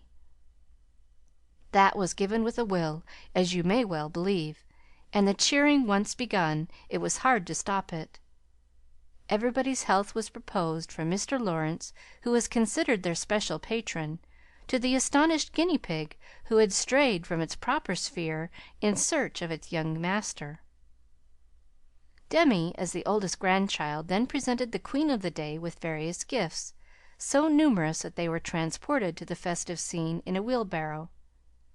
Funny presents, some of them, but what would have been defects to other eyes were ornaments to Grandma's, for the children's gifts were all their own. Every stitch Daisy's patient little fingers had put into the handkerchiefs she hemmed was better than embroidery to Mrs. March. Demi's miracle of mechanical skill, though the cover wouldn't shut. Rob's footstool had a wiggle in its uneven legs that she declared was soothing. And no page of the costly book Amy's child gave her was so fair as that on which appeared in tipsy capitals the words, "To dear Grandma from her little Beth." During the ceremony the boys had mysteriously disappeared, and when Mrs. March had tried to thank her children, and broken down, while Teddy wiped her eyes on his pinafore, the Professor suddenly began to sing. Then from above him voice after voice took up the words, and from tree to tree echoed the music of the unseen choir, as the boys sang with all their hearts the little song that Jo had written, Laurie set to music, and the Professor trained his lads to give with the best effect. This was something altogether new, and it proved a grand success, for Mrs. March couldn't get over her surprise, and insisted on shaking hands with every one of the featherless birds, from tall Franz and Emil to the little quadroon, who had the sweetest voice of all. After this the boys dispersed for a final lark, leaving Mrs. March and her daughters under the festival tree. "I don't think I ever ought to call myself Unlucky Joe again, when my greatest wish has been so beautifully gratified," said Mrs. Bear, taking Teddy's little fist out of the milk pitcher, in which he was rapturously churning. "And yet your life is very different from the one you pictured so long ago. Do you remember our castles in the air?" asked Amy, smiling as she watched Laurie and John playing cricket with the boys. "Dear fellows, it does my heart good to see them forget business and frolic for a day," answered Jo, who now spoke in a maternal way of all mankind. "Yes, I remember. But the life I wanted then seems selfish, lonely, and cold to me now. I haven't given up the hope that I may write a good book yet, but I can wait, and I'm sure it will be all the better for such experiences and illustrations as these." And Jo pointed from the lively lads in the distance to her father, leaning on the Professor's arm as they walked to and fro in the sunshine, deep in one of the conversations which both enjoyed so much. And then to her mother, sitting enthroned among her daughters, with their children in her lap and at her feet, as if all found help and happiness in the face which never could grow old to them. My castle was the most nearly realized of all. I asked for splendid things, to be sure, but in my heart I knew I should be satisfied if I had a little home and John and some dear children like these. I've got them all, thank God, and am the happiest woman in the world." And Meg laid her hand on her tall boy's head with a face full of tender and devout content. "My castle is very different from what I planned, but I would not alter it, though, like Joe, I don't relinquish all my artistic hopes, or confine myself to helping others fulfill their dreams of beauty. I've begun to model a figure of Baby, and Laurie says it is the best thing I've ever done. I think so myself, and mean to do it in marble, so that, whatever happens, I may at least keep the image of my little angel." As Amy spoke, a great tear dropped on the golden hair of the sleeping child in her arms, for her one well-beloved daughter was a frail little creature, and the dread of losing her was the shadow over Amy's sunshine. This cross was doing much for both father and mother, for one love and sorrow bound them closely together. Amy's nature was growing sweeter, deeper, and more tender. Laurie was growing more serious, strong, and firm. And both were learning that beauty, youth, good fortune, even love itself, cannot keep care and pain, loss and sorrow, for the most blessed, for "Into each life some rain must fall, some days must be dark and sad and dreary." "She is growing better, I am sure of it, my dear. Don't despond, but hope and keep happy," said Mrs. March, as tender-hearted Daisy stooped from her knee to lay her rosy cheek against her little cousin's pale one. "I never ought to, while I have you to cheer me up, Marmee, and Laurie to take more than half of every burden," replied Amy warmly. "He never lets me see his anxiety, but is so sweet and patient with me, so devoted to Beth, and such a stay and comfort to me always, that I can't love him enough. So, in spite of my one cross, I can say with Meg, 'Thank God, I'm a happy woman.'" "There's no need for me to say it, for every one can see that I'm far happier than I deserve," added Joe, glancing from her good husband to her chubby children, tumbling on the grass beside her. "Fritz is getting gray and stout. I'm growing as thin as a shadow, and am 30.